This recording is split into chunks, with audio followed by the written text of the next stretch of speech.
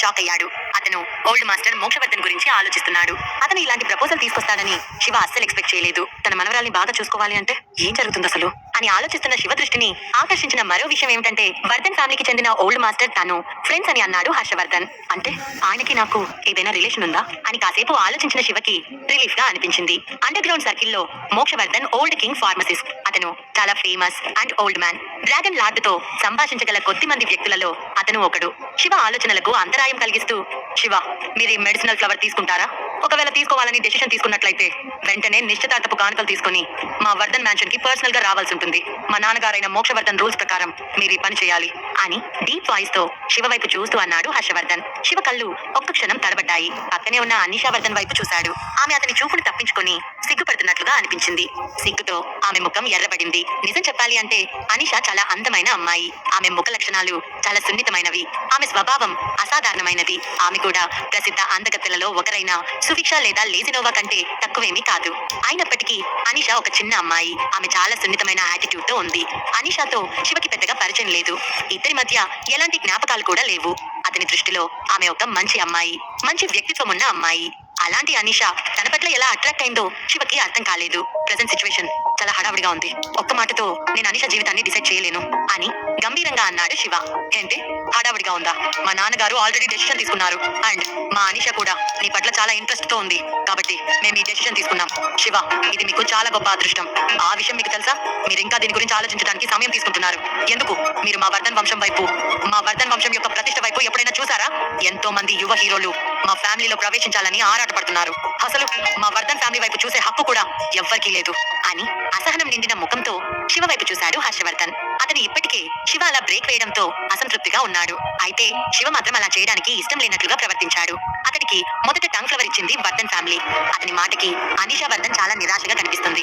శివ వైపు చూసే ఆమె కళ్ళు నిరీక్షణతో నిండిపోయాయి. శివ మెల్లగా దగ్గాడు. నిజం చెప్పాలంటే నాకు భార్య కూడా ఉంది అని అన్నాడు శివ. అతను అలా చెప్తున్నప్పుడు అప్పటి వరకు ఏదో ఆలోచనలో ఉన్న విష్ణువర్ధన్ ఎక్స్ప్రెషన్ ఒక్కసారిగా మారిపోయింది. నిజానికి విష్ణువర్ధన్ శివకి చాలా రెస్పెక్ట్ ఇచ్చాడు. అతన్ని ఎన్నో విషయాల్లో మెచ్చుకు అతను చాలా సంతృప్తిగా ఉండేవాడు. శివ లాంటి వాడిని అనిషాకి భర్తగా ఎప్పటికీ తీసుకురాలేడు. అనిషాకి శివానే కరెక్ట్ మ్యాచ్ అని అనుకున్నాడు విష్ణువర్ధన్. అయితే శివ ఒక పెళ్లైన వ్యక్తిని అతనికి కూడా తెలుసు. పైగా అతను తన కూతురి పట్ల పెద్దగా ఇంట్రెస్ట్ చూపించడం లేదు. ఇది అతనికి కష్టంగా అనిపించింది. నువ్వు చెప్పే విషయాలన్నీ నాకు తెలుసు అని సీరియస్ గా అతని పెళ్లి గురించి పట్టించుకున్నట్లు అన్నాడు హర్షవర్ధన్. శివ అతని మాటలు అర్థం కానట్లు హర్షవర్ధన్ వైపు చూశాడు. నేను ఒక వ్యక్తి దగ్గరికి వెళ్లేటప్పుడు ఆ వ్యక్తి యొక్క అన్ని విషయాలను కనుక్కోవటం నాకు అలవాటు. నేను ఇక్కడికి రాకముందే నీ చుట్టూ ఏం జరుగుతుంది, నువ్వేం చేస్తున్నావు, ఇలాంటి విషయాలను నేను కనుక్కున్నాను. నీకు సురభి అనే ఒక భార్య ఉంది, అవునా? తనకి నీకు విడాకులని తెలిసింది. ఇంకా విడాకులు తీసుకోలేదా? ఒకవేళ ఇప్పటికీ మీరు విడాకులు తీసుకోకపోయి ఉంటే ఇప్పుడు నువ్వు ఆమెకి విడాకులు ఇవ్వచ్చు. ఏదేమైనప్పటికీ నీకు టంగ్ ఫ్లవర్ కావాలి అంటే నువ్వు ఖచ్చితంగా మా వర్ధన్ ఫ్యామిలీ యొక్క డెసిషన్ ని యాక్సెప్ట్ చేయాలి. మా ఇంటికి వచ్చి మా అమ్మాయి అనిషా వర్ధన్ ని పెళ్లి చేసుకోవాలి. లేదంటే నీకు ఆ పువ్వు ఇవ్వడం కుదరదు అని కరాఖండిగా ఏమాత్రం ఆలోచన లేకుండా చెప్పాడు హర్షవర్ధన్. దానితో శివ ముఖం చిట్లించాడు. ప్రెసిడెంట్ వర్ధన్, దీనికి నేను అంగీకరించినందుకు నన్ను క్షమించండి. మొదటిది, నాకు భార్య ఉంది. రెండోది, అనిషపై నాకు ఎలాంటి ఫీలింగ్స్ లేవు. నాకు టంగ్ ఫ్లవర్ చాలా అవసరం. బట్ దానికోసం ఒక ఆడపిల్ల జీవితం నాశనం చేయడం నాకు ఇష్టం లేదు. దయచేసి మిస్టర్ మోక్షవర్ధన్తో నాకు వేరొక అవకాశం ఇవ్వమని చెప్పండి అని అడిగాడు శివ. మా తాతయ్య ఆరోగ్యం ఏమాత్రం బాలేదు. ఆలస్యమైతే ఆయన నాకు దక్కడు. తప్పనిసరిగా టంగ్ ఫ్లవర్ కావాలి. అండ్ ఆ పువ్వుతో తాతయ్యకి ట్రీట్మెంట్ చేయడానికి సగం రోజు పడుతుంది. ఆయన జబ్బు విషయానికి వస్తే రేపటి వరకు ఆలస్యమైతే మా తాతయ్యని మృత్యుదేవత కబలించేస్తుంది. ఆ తర్వాత ఇక నేనేం చేసినా ఆయన్ని రక్షించుకోలేను అని అనుకున్నాడు శివ. ఇవన్నీ లేకుంటే శివ లాంటి వ్యక్తి హర్షవర్ధన్ లాంటి పర్సన్ తో ఏ మాత్రం డిస్కషన్ పెట్టుకోడు. ఓ, నీ డెసిషన్ ఇదే అయితే అప్పుడు దేని గురించి మాట్లాడాల్సిన అవసరం లేదు. అసలు టంగ్ ఫ్లవర్ ఎలాంటి గొప్పనిదో నీకు తెలుసా? నువ్వు దాన్ని నీ సంపదతో రీప్లేస్ చేయాలనుకుంటున్నావా? What a joke Shiva. నీకు నిజంగా మంచేదో చెడేదో తెలియదని నాకు అర్థమైంది. మా వర్ధన్ ఫ్యామిలీ నీకు ఒక గొప్ప అదృష్టాన్ని ఇచ్చింది. అయినప్పటికీ నువ్వు ఇంకా వెనకాడుతున్నావు. మా నాన్నగారి డెసిషన్ కాకుంటే నిన్ను వెతుక్కుంటూ ఇంత గొప్ప అదృష్టం ఎప్పటికీ రాకపోయేది. అసలు నీలాంటి వాడికి ఎవ్వరూ ఇంత రెస్పెక్ట్ ఇచ్చి ఇంత గొప్ప వంశానికి అల్లుడుగా చేసుకుంటారు అని సీరియస్ గా అన్నాడు హర్షవర్ధన్. అతని ప్రతి మాటలో అహంకారం తొణికిసలాడుతుంది. నిజానికి ఈ హర్షవర్ధన్ లాంటి వాళ్ళు బావిలో కప్పల్లాంటి వాళ్ళు. అతను పెద్దగా బయట ప్రపంచాన్ని చూడలేదు. మరీ ముఖ్యంగా ప్రభావవంతమైన మనుషుల్ని కలవలేదు. ఇప్పుడు కూడా అతను ఇంపీరియల్ సర్కిల్ కి రావడానికి ఇష్టపడలేదు. ఇక శివ డెసిషన్ కి అతనే జడ్జిమెంట్ ఇస్తూ తనేంటో తన తెలివేంటో చూపించుకుంటున్నాడు. శివ వెంటనే ప్రెసిడెంట్ వర్ధన్, నాకు టంగ్ ఫ్లవర్ కావాలి. అది నాకు చాలా అవసరం. వర్ధన్ ఫ్యామిలీ నుండి వచ్చిన ఉపకారాన్ని నేను ఖచ్చితంగా గుర్తుంచుకుంటాను. ఇంకా ఎక్స్ప్లెనేషన్ ఇవ్వడానికి నాకు ఓపిక లేదు. మీరు తీసుకొచ్చిన టంగ్ ఫ్లవర్ ని ఇవ్వండి అని ఎలాంటి ఎక్స్ప్రెషన్ లేకుండా హర్షవర్ధన్ వైపు చూస్తూ సీరియస్ గా అన్నాడు శివ. ఏంటి శివ, నువ్వు నన్ను హెల్ప్ అడుగుతున్నావా, లేదంటే నన్ను భయపెట్టడానికి ట్రై చేస్తున్నావా అని కనుబొమ్మలు పైకెత్తి శివని సీరియస్ గా చూస్తూ అన్నాడు హర్షవర్ధన్. శివ ఏం మాట్లాడకుండా అంతే సీరియస్ గా హర్షవర్ధన్ వైపు చూస్తున్నాడు. ఇంత చిన్న వయసులో నైతిక ప్రపంచంలో పోరాడి అజేడ్గా ఉన్నాను, నాకేంటి అని నువ్వు అనుకుంటున్నావా? అసలు నీకు ఎప్పుడు ఏది ఎలా చేయాలో తెలియదు అని డిగ్నిఫైడ్ ఫేస్ తో బెదిరిస్తున్నట్లు అన్నాడు హర్షవర్ధన్. అయితే శివతో అలా మాట్లాడుతున్న హర్షవర్ధన్ ని చూసి శివ వెనుకున్న సెల్వా కెప్టెన్ ముఖం చిట్లించి భయంగా చూశారు. నిజానికి హర్షవర్ధన్ తన యాటిట్యూడ్ చూపించినప్పుడు వాళ్ళిద్దరూ చాలా భయపడ్డారు. నిజానికి ఇంపీరియల్ సర్కిల్ లో శివ యొక్క పవర్ భయంకరమైనదని హర్షవర్ధన్ కి తెలుసు. కానీ అతనిప్పుడు శివకి హెల్ప్ చేయడానికి వచ్చాడు. అందున శివ మొదటిసారి కొందరు వ్యక్తుల ముందు లొంగి ఉన్నాడు.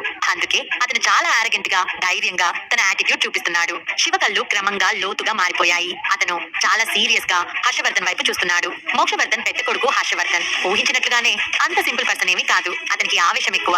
తన ఎదురుగా కూర్చున్న వ్యక్తి సాటిలేని నిపుణుడని గ్రహించలేకపోయాడు. కేవలం ఒకే ఒక చూపుతో శివ చాలా ఖచ్చితంగా హర్షవర్ధన్ యాటిట్యూడ్ ని చూస్తున్నాడు. శివ, నేను నిన్ను చిన్న చూపు చూడటం కాదు, ఇది మా నాన్నగారు నీకిచ్చిన గొప్ప అదృష్టం. తనకెంతో ఇష్టమైన అమూల్యమైన మనవరాల్ని నీకిచ్చి పెళ్లి చేయాలనుకుంటున్నారు.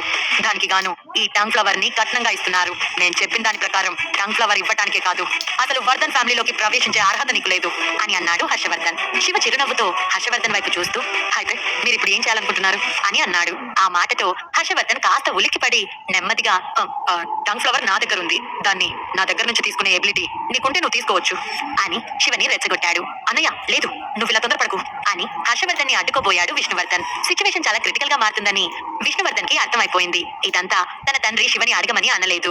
శివ కనుక తొందరపడితే హర్షవర్ధన్ పని అయిపోతుందని విష్ణువర్ధన్ కి బాగా తెలుసు. కానీ ఇది హర్షవర్ధన్ తోనే అయిపోతే పర్వాలేదు, మొత్తం ఫ్యామిలీని చుట్టుకుంటే అప్పుడు పరిస్థితి ఏంటని విష్ణువర్ధన్ భయపడుతున్నాడు. అలానే ఇద్దరి స్ట్రెంత్ తక్కువేమీ కాదు. అలాంటప్పుడు శివ హర్షవర్ధన్ ఒకరిపై ఒకరు ఎత్తుగడలు వేసుకుని ఎక్కడ నష్టపోతారోనని భయపడుతున్నాడు. శివ పోరాట పటిమ ఎక్స్ట్రాడినరీగా ఉంటుందని విష్ణువర్ధన్ కి తెలుసు. అయితే ఇప్పుడు హర్ష చేసే పనులకు శివ హర్షతో ఫైట్ చేస్తే తర్వాత పరిణామాలు ఎవ్వరూ ఊహించలేరు. పెద్దనాన్న, మీరెందుకు సిచ్యువేషన్ ని ఇంకా క్రిటికల్ గా మారుస్తున్నారు? డైరెక్టర్ శివ కొన్ని విషయాలు యాక్సెప్ట్ చేయొచ్చు, చేయకపోవచ్చు. దాని గురించి ఆలోచించడానికి ఆయనకు కొంత సమయం ఇవ్వాలి కదా. ఎందుకు మీరు ముందే శత్రుత్వం పెంచుకుంటున్నారు అని జాగ్రత్తగా కోపం నిండిన ముఖంతో అడిగింది అనిషా. నువ్వు నాకెందుకు అడ్డుపడుతున్నావు అనిషా? నీకు ముందే చెప్పాను, ఇలాంటి పెద్ద విషయాల్లో కలుగ చేసుకోవద్దు. అసలు ఈ ఆకతాయి శివలో నీకేం నచ్చింది? నీ తండ్రి కూతురులు ఎందుకు అతనికి ఇంత రెస్పెక్ట్ ఇస్తున్నారు? ఇలాంటి వ్యక్తి మన ఇంటికి అల్లుడు అవ్వడం ఏంటి? నా పని నన్ను చేసుకొనివ్వండి. మీరిద్దరు మాట్లాడడానికి వీల్లేదు. ఈ విషయంలో నిర్ణయం తీసుకునే హక్కు నాకుంది అని చెప్పిన హర్షవర్ధన్ శివ వైపు సీరియస్ గా చూస్తూ, శివ, నీకు కొన్ని స్కిల్స్ ఉన్నాయని విన్నాను. అయితే అవి తీసుకొచ్చి నాకు చూపిస్తే నీ దగ్గర ఎంత పవర్ ఉందో నేను చూస్తాను అని టేబుల్ పై ఉన్న టీ కప్ తీసుకుని సిప్ చేస్తూ అన్నాడు. శివ డీప్ గా అతన్ని చూస్తూ ఉండటంతో, ఏంటి చర్చలు కొనసాగించాలని ఇంకా ఉందా? నాకైతే ఓపిక లేదు. నువ్వు షరతుల గురించి మాట్లాడకూడదు అనుకుంటే మాత్రం నేను నీకు ఈ అవకాశాన్ని ఇస్తున్నాను. నీ స్ట్రెంత్ ఏంటో నాకు చూడాలనుంది. అసలు నాతో సమానంగా కూర్చొని టీ తాగే పవర్ నీకుందా అని అంటున్న హర్షవర్ధన్ వైపు లైట్ స్మైల్ తో చూస్తున్న శివ తన చేతిని చాపి హర్షవర్ధన్ చేతిని పట్టుకొని తన అంతర్గత బలాన్ని రహస్యంగా అతని బాడీలోకి పాస్ చేశాడు. ఒక్కసారిగా అతని చేతిలోని టీ కప్పు వణుకుతుంది, టేబుల్ కూడా వణుకుతుంది. హర్షవర్ధన్ యొక్క ఎక్స్ప్రెషన్ కాస్త మారిపోయింది. ఆ మార్పుని శివ గుర్తించాడు. హర్షవర్ధన్ సీరియస్ ఎక్స్ప్రెషన్స్ తో శివ వైపు చూశాడు. శివ ముఖంలో చిన్న స్మైల్ మాత్రమే ఉంది. హర్షవర్ధన్, మీరు కొంచెం ఎక్కువ అహంకారంతో ఉన్నారు అని చెప్పిన శివ చేయి పైకెత్తాడు. ఒక్కసారిగా గాలి వీచింది. గాలి శబ్దం మాత్రమే వినపడుతుంది. బరువైన సుత్తి తగిలినట్లు హర్షవర్ధన్ తన ప్లేస్ నుంచి ఎగిరి కింద పడ్డాడు. అతని చేతిలోని టీ కప్పు ముక్కలైపోయి గాలిలో ఎగురుతూ కింద పడిపోయిన హర్షవర్ధన్ ముఖంపై ఆ ముక్కలు పడ్డాయి. అతని ముఖం ఎర్రగా మారిపోయింది. అతని శివ వైపు కోపంగా చూశాడు. నన్ను టేబుల్ మీద నుంచి కిందకి లాగడానికి నీకెంత ధైర్యం? నీ గురించి నువ్వు ఏమనుకుంటున్నావు? నువ్వు ఒక చిరుతపుల్ని అనుకుంటున్నావా అని కోపంగా అంటున్న హర్షవర్ధన్ కి ఒక్కసారిగా శివ ఉరుములా మెరుపులా కనిపించాడు. అతని బాడీ మొత్తం పవర్ఫుల్ పవర్ ని విడుదల చేసినట్లుగా అనిపించింది. స్పష్టంగా చెప్పాలి అంటే శివ చాలా కోపంగా కనిపిస్తున్నాడు. అతని పెదవి అంచున మాత్రం ఒక ఈవిల్ స్మైల్ కనిపిస్తుంది. శివ హర్షవర్ధన్ కి ఎలాంటి ట్రీట్మెంట్ ఇవ్వబోతున్నాడు? ఇప్పుడు శివ తన ఎబిలిటీ చూపించి టంగ్ ఫ్లవర్ ని సొంతం చేసుకుంటాడా, లేదంటే హర్షవర్ధన్ దగ్గర నుంచి బలవంతంగా స్వాధీనం చేసుకుంటాడా? టంగ్ ఫ్లవర్ ఉంటే ఖచ్చితంగా పురుషోత్తం ప్రాణాలు నిలుస్తాయా లేదా? ఎపిసోడ్ 313 అంబర్లో ఔషధం. మెడిసిన్ కోసం అనిషాని పెళ్లి చేసుకోవడం కుదరదని శివ చెప్పడంతో హర్షవర్ధన్ శివకి రివర్స్ అవుతాడు. శివని ఇష్టం వచ్చినట్లు మాట్లాడుతున్న హర్షవర్ధన్ కి శివ తన ట్రీట్మెంట్ స్టార్ట్ చేస్తాడు. శివ చాలా కోపంగా కనిపిస్తున్నాడు. అతని పెదవి అంచున మాత్రం ఒక ఈవిల్ స్మైల్ కనిపిస్తుంది. మీ వర్ధన్ వంశం అందించే వైద్యాన్ని నేను ఎప్పటికీ మర్చిపోలేను, అలానే నీకు గుణపాఠం చెప్పడం కూడా మర్చిపోను అని చెప్పిన శివ హర్షవర్ధన్ వైపు దూసుకుపోతుంటే అతని బాడీ గాలి వానల శబ్దం చేస్తూ అస్తవ్యస్తంగా కదులుతుంది. హర్షవర్ధన్ కూడా అదే రేంజ్ లో ఫైట్ మొదలు పెట్టాడు. ఇద్దరి ఆకారాలు మెరుపులా మారి ఆ వెంటనే నీడలా మారిపోయాయి. వాళ్ళిద్దరూ ఒకరితో ఒకరు లెక్కలేనన్ని సార్లు మూమెంట్స్ ఇచ్చుకుంటూ ఫైట్ చేస్తున్నారు. శివ యొక్క అటాక్ ని హర్షవర్ధన్ తట్టుకోలేకపోయాడు. అతను వెనక్కి తక్కుతూనే ఉన్నాడు. శివ తన చేతిని ఊపుతూ హర్షవర్ధన్ చేతులు పట్టుకొని వెనక్కి తిప్పి అతని శరీరాన్ని గాలిలో పైకి లేపాడు. పైకి లేచిన హర్షవర్ధన్ బాడీ పెద్ద చప్పుడుతో నేలపై దప్పున పడిపోయింది. నీకెంత ధైర్యం అని ఎర్రబడిన ముఖంతో శివ వైపు చూస్తూ అన్నాడు హర్షవర్ధన్. శివ తన రెండు చేతులను వెనక్కి లాగి వాటిని పట్టుకొని నేలపై నుంచి లాక్కెళ్లి అతని బాడీని పిచ్చి పిచ్చిగా తిప్పేశాడు. ఆ సమయంలో అతని బాడీలోని పార్ట్స్ అన్ని గాలిలో ఎగురుతున్నట్లే అనిపించింది. అతను కొంచెం కూడా బలాన్ని ప్రదర్శించలేకపోయాడు. శివ అలాంటి టెక్నిక్ ఉపయోగించి తన యుద్ధ కళలన్నిటినీ తక్కువ సమయంలో కోల్పోయేలా చేస్తాడని అతను ఏ మాత్రం ఎక్స్పెక్ట్ చేయలేదు. హర్షవర్ధన్ కి సిచ్యువేషన్ ఏ మాత్రం అర్థం కాలేదు. అతను అంతర్గత శక్తిని కూడా పాస్ చేయలేకపోయాడు. హర్షవర్ధన్ సాధారణంగా ఒక కాంక్రీట్ గోడని ఒకే ఒక్క గుర్తుతో బద్దలు కొట్టేవాడు. కానీ ఇప్పుడు తన శరీరాన్ని కూడా తిప్పుకోలేకపోతున్నాడు. ఐమ్ సో సారీ హర్షవర్ధన్ అని చెప్పి అతని దగ్గరున్న గ్రే కలర్ చందనపు పెట్టెను తీసుకున్నాడు. ఆ బాక్స్ లో మరొక చందనపు పెట్టె ఉంది. అందులో ఒక అంబర్ ముక్క ఉంది. దాని లోపల ఒక చిన్న మూలిక ఉంది. శివ, నువ్వు నన్ను దోచుకుంటున్నావు. నా నుండి ఇంత విలువైన వస్తువుని దోచుకోవడానికి ఎప్పుడూ ఎవ్వరూ సాహసం చేయలేదు. నువ్వు ఖచ్చితంగా ఇందుకు తగిన గుణపాఠం అనుభవిస్తావు అని అన్నాడు హర్షవర్ధన్. అతను శివ యొక్క స్ట్రెంత్ కి ఆశ్చర్యపోవడమే కాదు, అనవసరంగా అతనితో పెట్టుకుని అతని చేతిలో తన్నులు తిన్నాను అని సిగ్గుపడ్డాడు కూడా. అసలు శివ లాంటి ఒక యువకుడు తనని పడగొట్టేశాడని అతడు ఏ మాత్రం అనుకోలేదు. మరీ ముఖ్యంగా తన పెద్ద తమ్ముడు కూతురు ముందు అతనికి పరువే లేకుండా పోయింది. అదే సమయంలో అతను చాలా షాక్ అయ్యాడు. శివ యొక్క మార్షల్ ఆర్ట్స్ ఈ రేంజ్ లో ఉంటాయని అతను ఊహించలేకపోయాడు. నిజంగా ఇతను ఎంత భయంకరమైన వ్యక్తో అని ఆశ్చర్యపోయాడు హర్షవర్ధన్. నేను నీకు ఒక విషయం చెప్పాలనుకుంటున్నాను. మీరు వర్ధన్ వంశాన్ని టచ్ చేశారు. ఈ విషయం అంత ఈజీగా అయిపోదు. నీకు అండర్ గ్రౌండ్ గురించి పెద్దగా తెలియదనుకుంటా. మా వర్ధన్ ఫ్యామిలీ నుంచి ఇంత విలువైన మెడిసిన్ దోచుకునే ధైర్యం ఎవ్వరికీ లేదు. నీకు ఇలాంటి స్కిల్స్ ఉన్నాయి కాబట్టి నీకు మార్గదర్శకం వహించడానికి ఖచ్చితంగా ఒక మాస్టర్ కావాలి. నీకు అండర్ గ్రౌండ్ నియమాలు తెలియదా?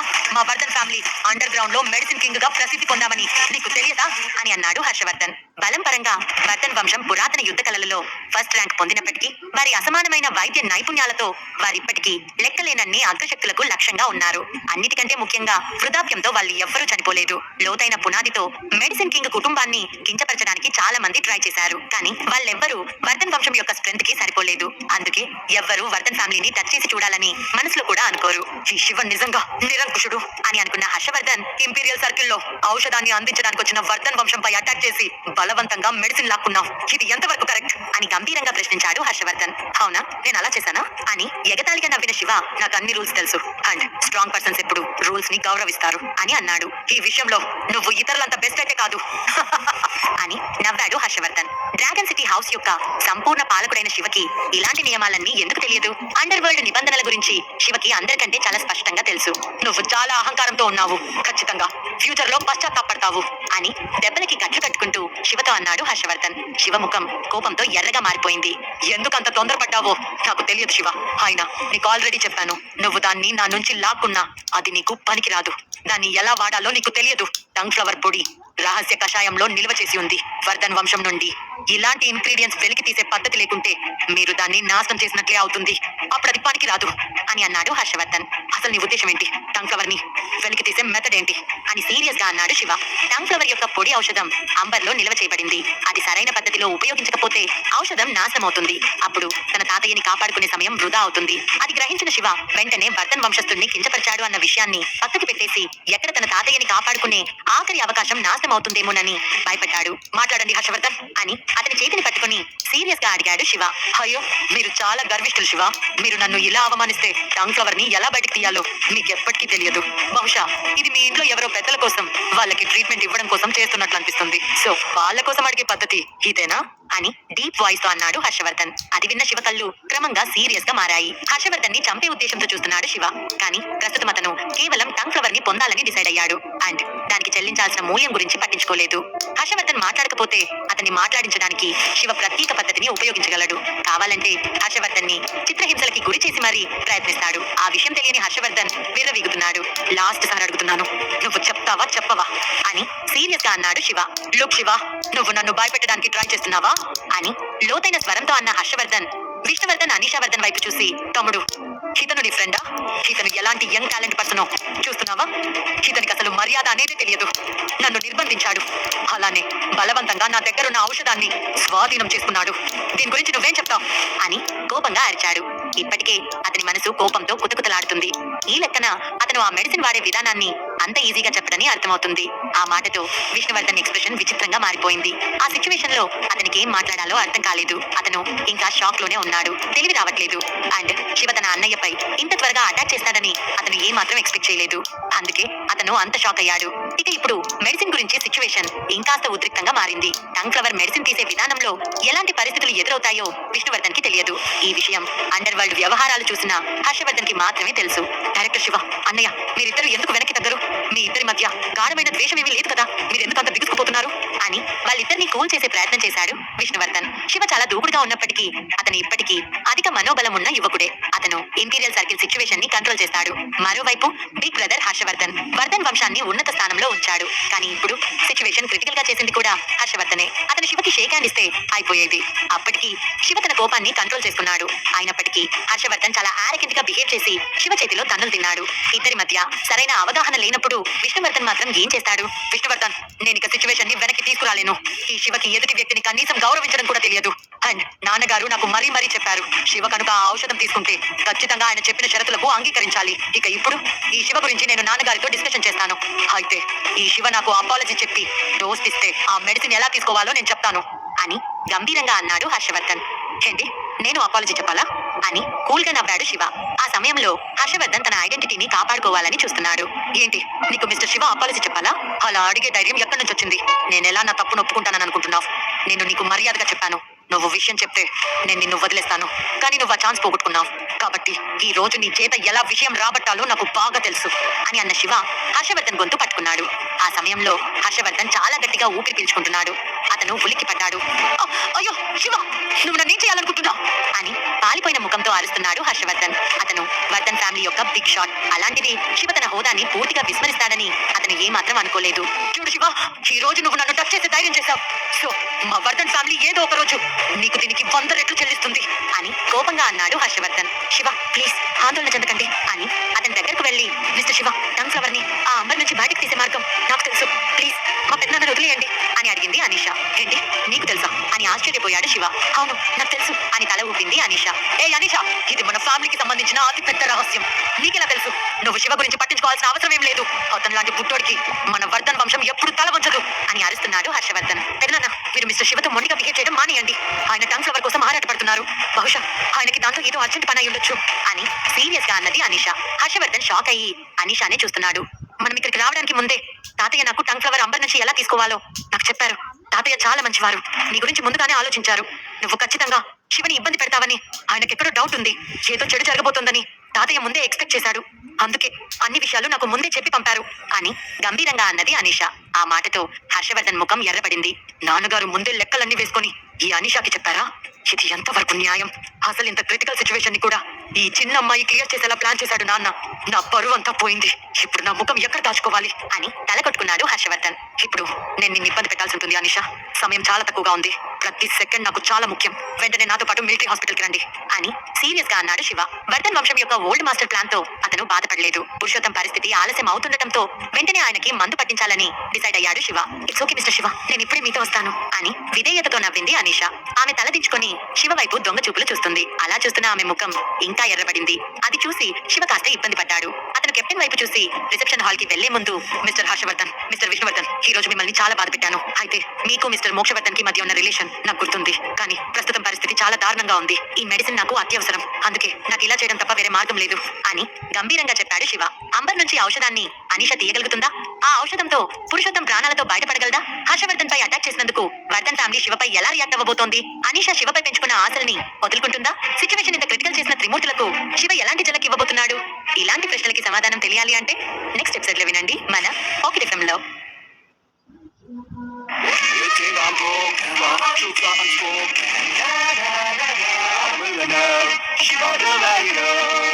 ఎపిసోడ్ 314 పురుషోత్తం అప్పగింతలు. మెడిసిన్ ఇవ్వను అన్న హర్షవర్ధన్ ని కొట్టి అతని దగ్గర నుంచి శివ బలవంతంగా మెడిసిన్ తీసుకుంటాడు. అయితే ఆ మెడిసిన్ అంబర్ లో కలిసి ఉన్నందున అది అంబర్ నుంచి వేరు చేయడం అంత ఈజీ కాదని శివ ముందరి కాళ్ళకి బంధం వేస్తాడు హర్షవర్ధన్. అయితే అనిష ఆ విషయంలో హెల్ప్ చేస్తానని అంటుంది. పరిస్థితి చాలా దారుణంగా ఉంది. ఈ మెడిసిన్ నాకు అత్యవసరం. అందుకే నాకు ఇలా చేయడం తప్ప వేరే మార్గం లేదు అని గంభీరంగా చెప్పాడు శివ. బట్ హర్షవర్ధన్ కోపంగా పిడికిలి బిగించాడు. సెల్వా, నువ్వు లంబో ఇక్కడే ఉండి మిస్టర్ హర్షవర్ధన్ ని చూసుకోండి. వాళ్ళకి ఏదైనా అవసరమైతే అది ఎలాంటిదైనా సరే వాళ్ళకి అందించండి అని చెప్పిన తర్వాత శివ అనిషాతో కలిసి హోటల్ నుండి బయటకు వెళ్లాడు. హర్షవర్ధన్ అక్కడే ఉన్న చైర్ లో కూర్చుంటూ, విష్ణు, నీకు నీ కూతుర్ని ఎలా కంట్రోల్ చేయాలో తెలియదా? ఇది ఎంత క్రిటికల్ విషయం. ఆమె ఇష్టానుసారంగా ఎలా ప్రవర్తిస్తుంది? అసలు తను మన ఫ్యామిలీ యొక్క రహస్యాన్ని బయట వ్యక్తికి ఎలా చెప్తుంది అని కోపంగా తమ్ముడిపై అరిచాడు. అని వికృతంగా నవ్విన విష్ణువర్ధన్, ఫ్యూచర్ లో మన వర్ధన్ వంశానికి అల్లుడిగా బయట వ్యక్తులు ఇక రాకపోవచ్చు. నాన్నగారు చేసిన ప్లాన్ ప్రకారం ఆయనకి శివ చాలా విలువైన వ్యక్తిని అర్థమవుతోంది అని అన్నాడు. ఆ మాటతో కోపంగా నిట్టూర్చిన హర్షవర్ధన్, నేను అసలు విషయానికి వస్తున్నాను. ఈ రోజు శివ నన్ను చాలా అవమానించాడు. సో నాన్నగారు అతనికి ఎంత విలువిచ్చినా ఈ పెళ్లి మాత్రం నేను ఎట్టి పరిస్థితుల్లోనూ జరగనివ్వను. నువ్వు కూడా అతని యాటిట్యూడ్ పై దృష్టి పెట్టడం మంచిది. అతనికి మన అనిషపై ఎలాంటి ఫీలింగ్స్ లేవు. సమయం వచ్చినప్పుడు అతని వల్ల మనం చాలా నష్టపోతామని నేను భయపడుతున్నాను అని డీప్ వాయిస్ తో అన్నాడు హర్షవర్ధన్.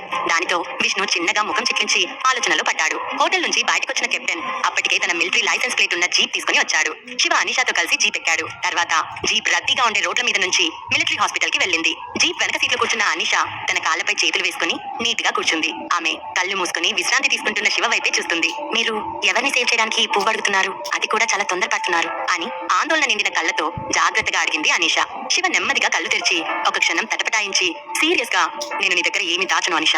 నేను మా తాతయ్యని రక్షించుకోవడానికి ఈ పువ్వుని అడిగాను. మా తాతయ్యకి ఎవరో పాయిజన్ ఎక్కించారు అని అన్నాడు శివ. ఓహో అని అన్న అనిషాకి శివ తన పెదనాన్నపై కోపంగా ఉండటంలో ఆశ్చర్యం లేదు అనిపించింది. మిస్టర్ శివ, మీరు నిజంగా చాలా గ్రేట్. మీ తాతయ్య కోసం చాలా డేర్ చేశారు. ఈ విషయంలో మా పెదనాన్న తరపున నేను మీకు క్షమాపణ చెప్తున్నాను అని అన్నది అనిష. శివ ఆమె వైపు చిరునవ్వుతో చూసి, అలాంటి మాటలు చెప్పక అనిష. నిజానికి నేను వర్ధన్ వంశానికి చాలా రుణపడి ఉన్నాను. మీ పెదనాన్న కేవలం గర్విష్టి. ఆయనకి ఎలాంటి చెడు ఉద్దేశాలు లేవని నాకు అర్థమైంది. ఆయన గురించి నేను పట్టించుకోను. ఇవన్నీ చాలా చిన్న విషయాలు అని అన్నాడు శివ. మీరు నిజంగా చాలా కూల్ గా ఉన్నారు అని శివ వైపు చూసి చిన్న స్మైల్ ఇచ్చిన అనిష, మిస్టర్ శివ, నేను చిన్నప్పటి నుంచి మా తాతయ్య దగ్గర కొన్ని మెడికల్ స్కిల్స్ నేర్చుకున్నాను.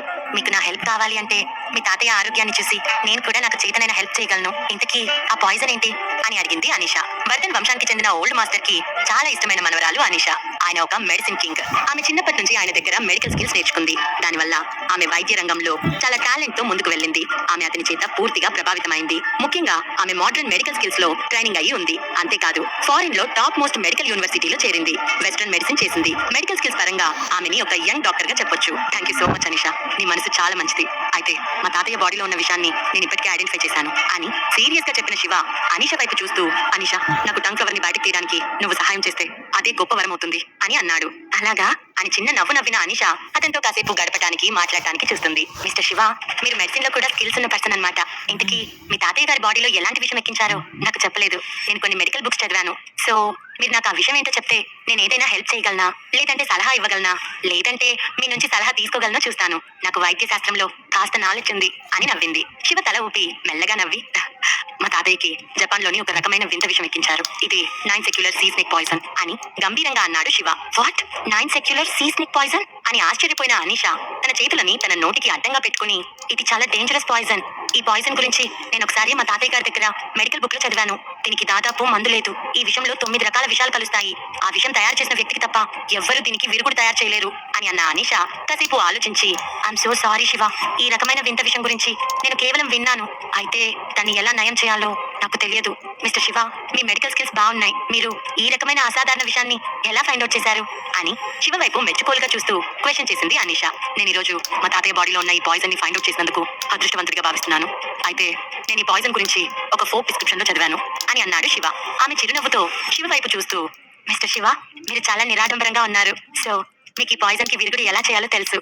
అందుకే మీరు మా వర్ధన్ ఫ్యామిలీని ఈ పువ్వు కోసం అడిగారు. అయితే మా వర్ధన్ వంశంలో కూడా ఇంత అద్భుతమైన మెడికల్ స్కిల్స్ ఉన్న వాళ్ళు చాలా తక్కువ మంది ఉన్నారు అని శివలోని మెడికల్ స్కిల్స్ కి ఆమె ఫిదా అయిపోయి మనస్ఫూర్తిగా మెచ్చుకుంది.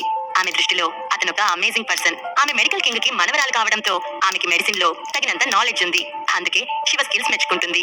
ఆమె దృష్టిలో 9 సెక్యులర్ సీ స్నేక్ పాయిజన్ ప్రపంచంలోనే ప్రసిద్ధి చెందిన పాయిజన్. దానికి విరుగుడు కూడా ఉత్పత్తి చేయగలరా అనే డౌట్ లో ఉంది ఆమె. మీరు ఈ తరానికి చెందిన గొప్ప మేధావి అని శివని మెచ్చుకోకుండా ఉండలేకపోయింది అనిష. శివ మెల్లగా తల ఊపి, నువ్వు నన్ను చాలా పొగిడేస్తున్నావు అనిష. మీ వర్ధన్ వైద్య వారసత్వంతో పోలిస్తే నేనేమంత జీనియస్ కాదు అని అన్నాడు శివ. ఆ మాటతో అనిష ఇంకేం మాట్లాడకుండా తలదించుకుంది. ఆమె చెంపలు ఎర్రబడ్డాయి. చేతి వేళ్లు 2 పెనవేసుకుని ఆటలాడుతున్నాయి. ఆమె ఏం ఆలోచిస్తుందో ఎవ్వరికీ తెలియదు. సరిగ్గా 2 గంటల తర్వాత మంచంపై పడుకొని ఉన్న పురుషోత్తం ఆక్సిజన్ మాస్క్ తీసేశారు. ఆయన హార్ట్ బీట్, శ్వాస 2 నార్మల్ పొజిషన్ కి వచ్చాయి. అతని ముఖం కాస్త ఎర్రబడి ఉంది. అతని బెడ్ పక్కనే ఉన్న చైర్లో కూర్చున్నాడు శివ. అతని చేతిలో చిన్న బౌల్ ఉంది. అందులో ఉన్న మందు సువాసన ఇంకా ఆ రూమ్ అంతా వెదజల్లుతుంది. టంగ్ ఫ్లవర్ ఇది ప్రపంచంలోనే అద్భుత ఔషధం కావడానికి నిజంగా క్వాలిఫైడ్ అయినది. పురుషోత్తం తిరిగి సాధారణ స్థితికి రావడంతో శివ ఫేస్ లో రిలీఫ్ కనిపించింది. అనిషా అంబర్ నుండి టంగ్ ఫ్లవర్ ని తీసిన తర్వాత మెడిసిన్ చేయడానికి టంగ్ ఫ్లవర్ తో మరికొన్ని విలువైన మూలికలను ఉపయోగించాడు శివ. అతను ముసలాయనకి మందు తినిపించిన కొద్దిసేపటికి అది అతనిపై ప్రభావం చూపించింది. దానితోనే ఈ ఔషధం అసాధారణమైనదని స్పష్టమైనది. పురుషోత్తం కాసేపటికి గట్టిగా దగ్గి మెల్లగా కళ్ళు తెరిచి మరికొన్నిసార్లు దగ్గాడు. అతను చాలా గట్టిగా గాలిని పీల్చుకున్నాడు. ప్రజెంట్ అతని మనసు నిశ్చలంగా ఉంది. శివ అని మెల్లగా పిలిచాడు పురుషోత్తం. తాతయ్య మీరు కోలుకున్నారా అని అభిమానంతో ప్రేమ నిండిన కళ్ళతో పురుషోత్తం వైపు చూస్తూ మెల్లగా అన్నాడు శివ. మీ తాతయ్యకు ముసలితనం వచ్చేసిందిరా శివ. ఈసారి నేను నిన్ను మళ్ళీ కలుస్తానని అనుకోలేదు. దీన్ని బట్టి ఫ్యూచర్ లో పురుషోత్తం ఫ్యామిలీ యొక్క పరువు, ప్రతిష్ట అన్ని ఇక నీపై ఆధారపడే సమయం వచ్చేసింది అని అప్పగింతలు చెప్తున్నాడు పురుషోత్తం. అతని వాయిస్ ఎప్పటిలాగా కాకుండా కాస్త వీక్ గా ఉంది. తాతయ్య నువ్వు ఇప్పుడే స్పృహలోకి వచ్చావు. ఎక్కువగా మాట్లాడుకో, రెస్ట్ తీసుకో. నేను నీ పల్స్ ని మళ్ళీ చెక్ చేస్తాను అని సీరియస్ గా అన్న శివ పురుషోత్తం మణికట్టు మీద చేయి వేశాడు. అతను పురుషోత్తం యొక్క హెల్త్ గురించి క్లియర్ గా చెక్ చేయాలనుకున్నాడు. కొద్దిసేపటికి శివ పురుషోత్తం చేతిని విడిచిపెట్టాడు. అతని ఎక్స్ప్రెషన్ కాస్త మారిపోయింది. అతని కళ్ళు షాకింగ్ గా ఎవరినో చంపేయాలనే ఉద్దేశంతో ఉన్నాయి. శివ ఏం జరిగింది? ఏదైనా తప్పు జరిగిందా అని అడిగాడు పురుషోత్తం. నథింగ్ సీరియస్ తాతయ్య, నువ్వు చాలా వీక్ గా ఉన్నావు, కాసేపు రెస్ట్ తీసుకో అని చెప్పిన శివ అక్కడి నుంచి లేచి వెనక్కి తిరిగాడు. అతని కళ్ళల్లో అగ్నిగోళాలు బద్దలవుతున్నాయి. కోపంగా ఉన్న శివని చూస్తుంటే అక్కడున్న డాక్టర్స్ కి, నర్సులకి చాలా భయంగా అనిపిస్తుంది. టంగ్ ఫ్లవర్ తో మందు తయారు చేసి పురుషోత్తంపై ఉపయోగించినప్పటికీ పురుషోత్తం బాడీలో విష పదార్థాలు ఇంకా పూర్తిగా తొలగిపోలేదు. ఇంత అరుదైన అమూల్యమైన మందు తీసుకున్న అతడికి ఇలా నయం అవ్వకపోవడం వెనుక విషయం ఏంటో శివకి అర్థం కాలేదు. ఈ లెక్కన బిల్వనాథ్ పురుషోత్తంకి ఉపయోగించిన విషం ఎంత దారుణంగా ఉందో దీన్ని బట్టి అర్థమవుతుంది. శివ జడ్జిమెంట్ ప్రకారం టంగ్ ఫ్లవర్ పెద్దాయన బాడీలోని విషాన్ని అణచివేయగలదు. కానీ ఇప్పుడు అది జరగలేదు. ఇప్పుడు పురుషోత్తం కోలుకోవాలి అంటే శివ ఖచ్చితంగా బిల్వనాథ్ ని కనుక్కొని అతని దగ్గరున్న విరుగుడు సంపాదించాలి. శివ మొహంలోని ఎక్స్ప్రెషన్ చూసి అనుమానం వచ్చిన పురుషోత్తం, శివ నువ్వు నీ ఎనిమిని మీట్ అయ్యావా అని శివ వైపే చూస్తూ నెమ్మదిగా అడిగాడు. వెనుతిరిగి ఉన్న శివ మళ్ళీ పురుషోత్తం వైపు తిరిగి, తాతయ్య మీరేం వరి అవ్వాల్సిన అవసరం లేదు. నా శత్రువు చీకట్లో దాక్కున్నాడు. అతనికి నా ముందుకొచ్చే ధైర్యం లేదు. నేను వాళ్ళని డీల్ చేయగలను అని చిరునవ్వుతో అన్నాడు. పురుషోత్తం మెల్లగా తల ఊపి, శివ నాకు నీ ఎబిలిటీ మీద నమ్మకం ఉంది. నువ్వు నీ తండ్రి కంటే, మన పురుషోత్తం ఫ్యామిలీ మెంబర్స్ అందరికంటే కూడా చాలా బలమైన వాడివి. ఏ పరిస్థితుల్లోనైనా సరే నువ్వు ఏ విషయమైనా చాలా చక్కగా డీల్ చేయగలవు. అయితే ఈ తాతయ్య నీకు ఇంకో విషయం చెప్పాలి అని సీరియస్ గా అన్నాడు పురుషోత్తం. శివ ఏంటి అన్నట్లుగా పురుషోత్తం వైపు చూశాడు. చూడు శివ, ప్రస్తుతం పురుషోత్తం ఫ్యామిలీలో నువ్వు, నేను మనిద్దరం మాత్రమే మిగిలిన్నాం. నేనేం చేసినా నీకోసమే చేశాను. మళ్ళీ ఎవరైనా నన్ను అడ్డుగా పెట్టుకొని నిన్ను బెదిరిస్తే ముందు నువ్వు నీ గురించి మాత్రమే ఆలోచించు. ఈ ముసలివాడి గురించి అస్సలు చింతించకు. గొప్ప విజయాలు సాధించేవాడికి చాయిస్ ఎంచుకోవడంలో కూడా తెలివిగా ఉండాలి. ఇది నేను నీకు అర్థమయ్యేలా నేర్పానని అనుకుంటున్నాను అని సీరియస్ ఎక్స్ప్రెషన్స్ తో అన్నాడు పురుషోత్తం. తాతయ్య నువ్వు ఇంకా ఎక్కువగా ఆలోచించకు. మళ్ళీ ఎవరు నీపై కుట్రలు చేయలేరు అని గంభీరంగా అన్నాడు శివ. నువ్వు నా నుంచి ఏదీ దాచలేవు శివ. మీ తాతయ్యకి ప్రపంచం తెలియదనుకుంటున్నావా? నువ్వు చేసే వ్యవహారాలేంటో నాకు తెలియకపోవచ్చు, కానీ కొన్ని విషయాలు మాత్రం ఖచ్చితంగా అంచనా వేయగలను అని మెల్లగా నవ్విన పురుషోత్తం, చూడు నాన్న, నువ్వు చేయాలనుకుంటున్నది చాలా పెద్ద విషయం. ఎలాంటి ప్రమాదాన్నైనా నువ్వు ఖచ్చితంగా జాగ్రత్తగా ఎదుర్కొంటావని నేను నమ్ముతున్నాను. ఈ రోజు నేను నీకు మరొక విషయం చెప్తున్నాను. బిజినెస్, సంపద వాటిని పక్కన పెట్టు. అలానే పురుషోత్తం ఫ్యామిలీకి ప్రభుత్వంలో ఉన్న ప్రభావం, నాకున్న కనెక్షన్స్, అలానే మిలిటరీ కనెక్షన్స్ అన్నీ కూడా ఎక్కువ కాలం ఉండవు. ఇకపోతే మీ నాన్న తన తరానికి సరైన బాధ్యత వహించుంటే మన పురుషోత్తం ఫ్యామిలీ ఇంత దయనీయమైన పరిస్థితిలో ఉండేది కాదు అని అన్నాడు పురుషోత్తం. పురుషోత్తం బాడీలో ఉన్న విష ప్రభావం అతనిపై ఎలా పనిచేస్తుంది? శివ ఇప్పుడు బిల్వనాథ్ ని ఫైండ్ అవుట్ చేస్తాడా? పురుషోత్తం సిచ్యువేషన్ ఏంటి? పురుషోత్తం శివకి అన్ని అప్పగింతలు ఎందుకు ఇస్తున్నాడు? శివ బిల్వనాథ్ ఎపిసోడ్ 315 శివ బిజినెస్ పై అటాక్స్. హర్షవర్ధన్ నుంచి బలవంతంగా తీసుకున్న మెడిసిన్ అనిషా సహాయంతో అంబర్ నుంచి వెలికి తీసి పురుషోత్తంకి పట్టిస్తాడు శివ. పురుషోత్తం స్పృహలోకి వచ్చినప్పటికీ అతని బాడీలో ఉన్న పాయిజన్ పూర్తిగా క్లియర్ అవ్వదు. శివ పురుషోత్తం మధ్య డిస్కషన్ జరుగుతుంది.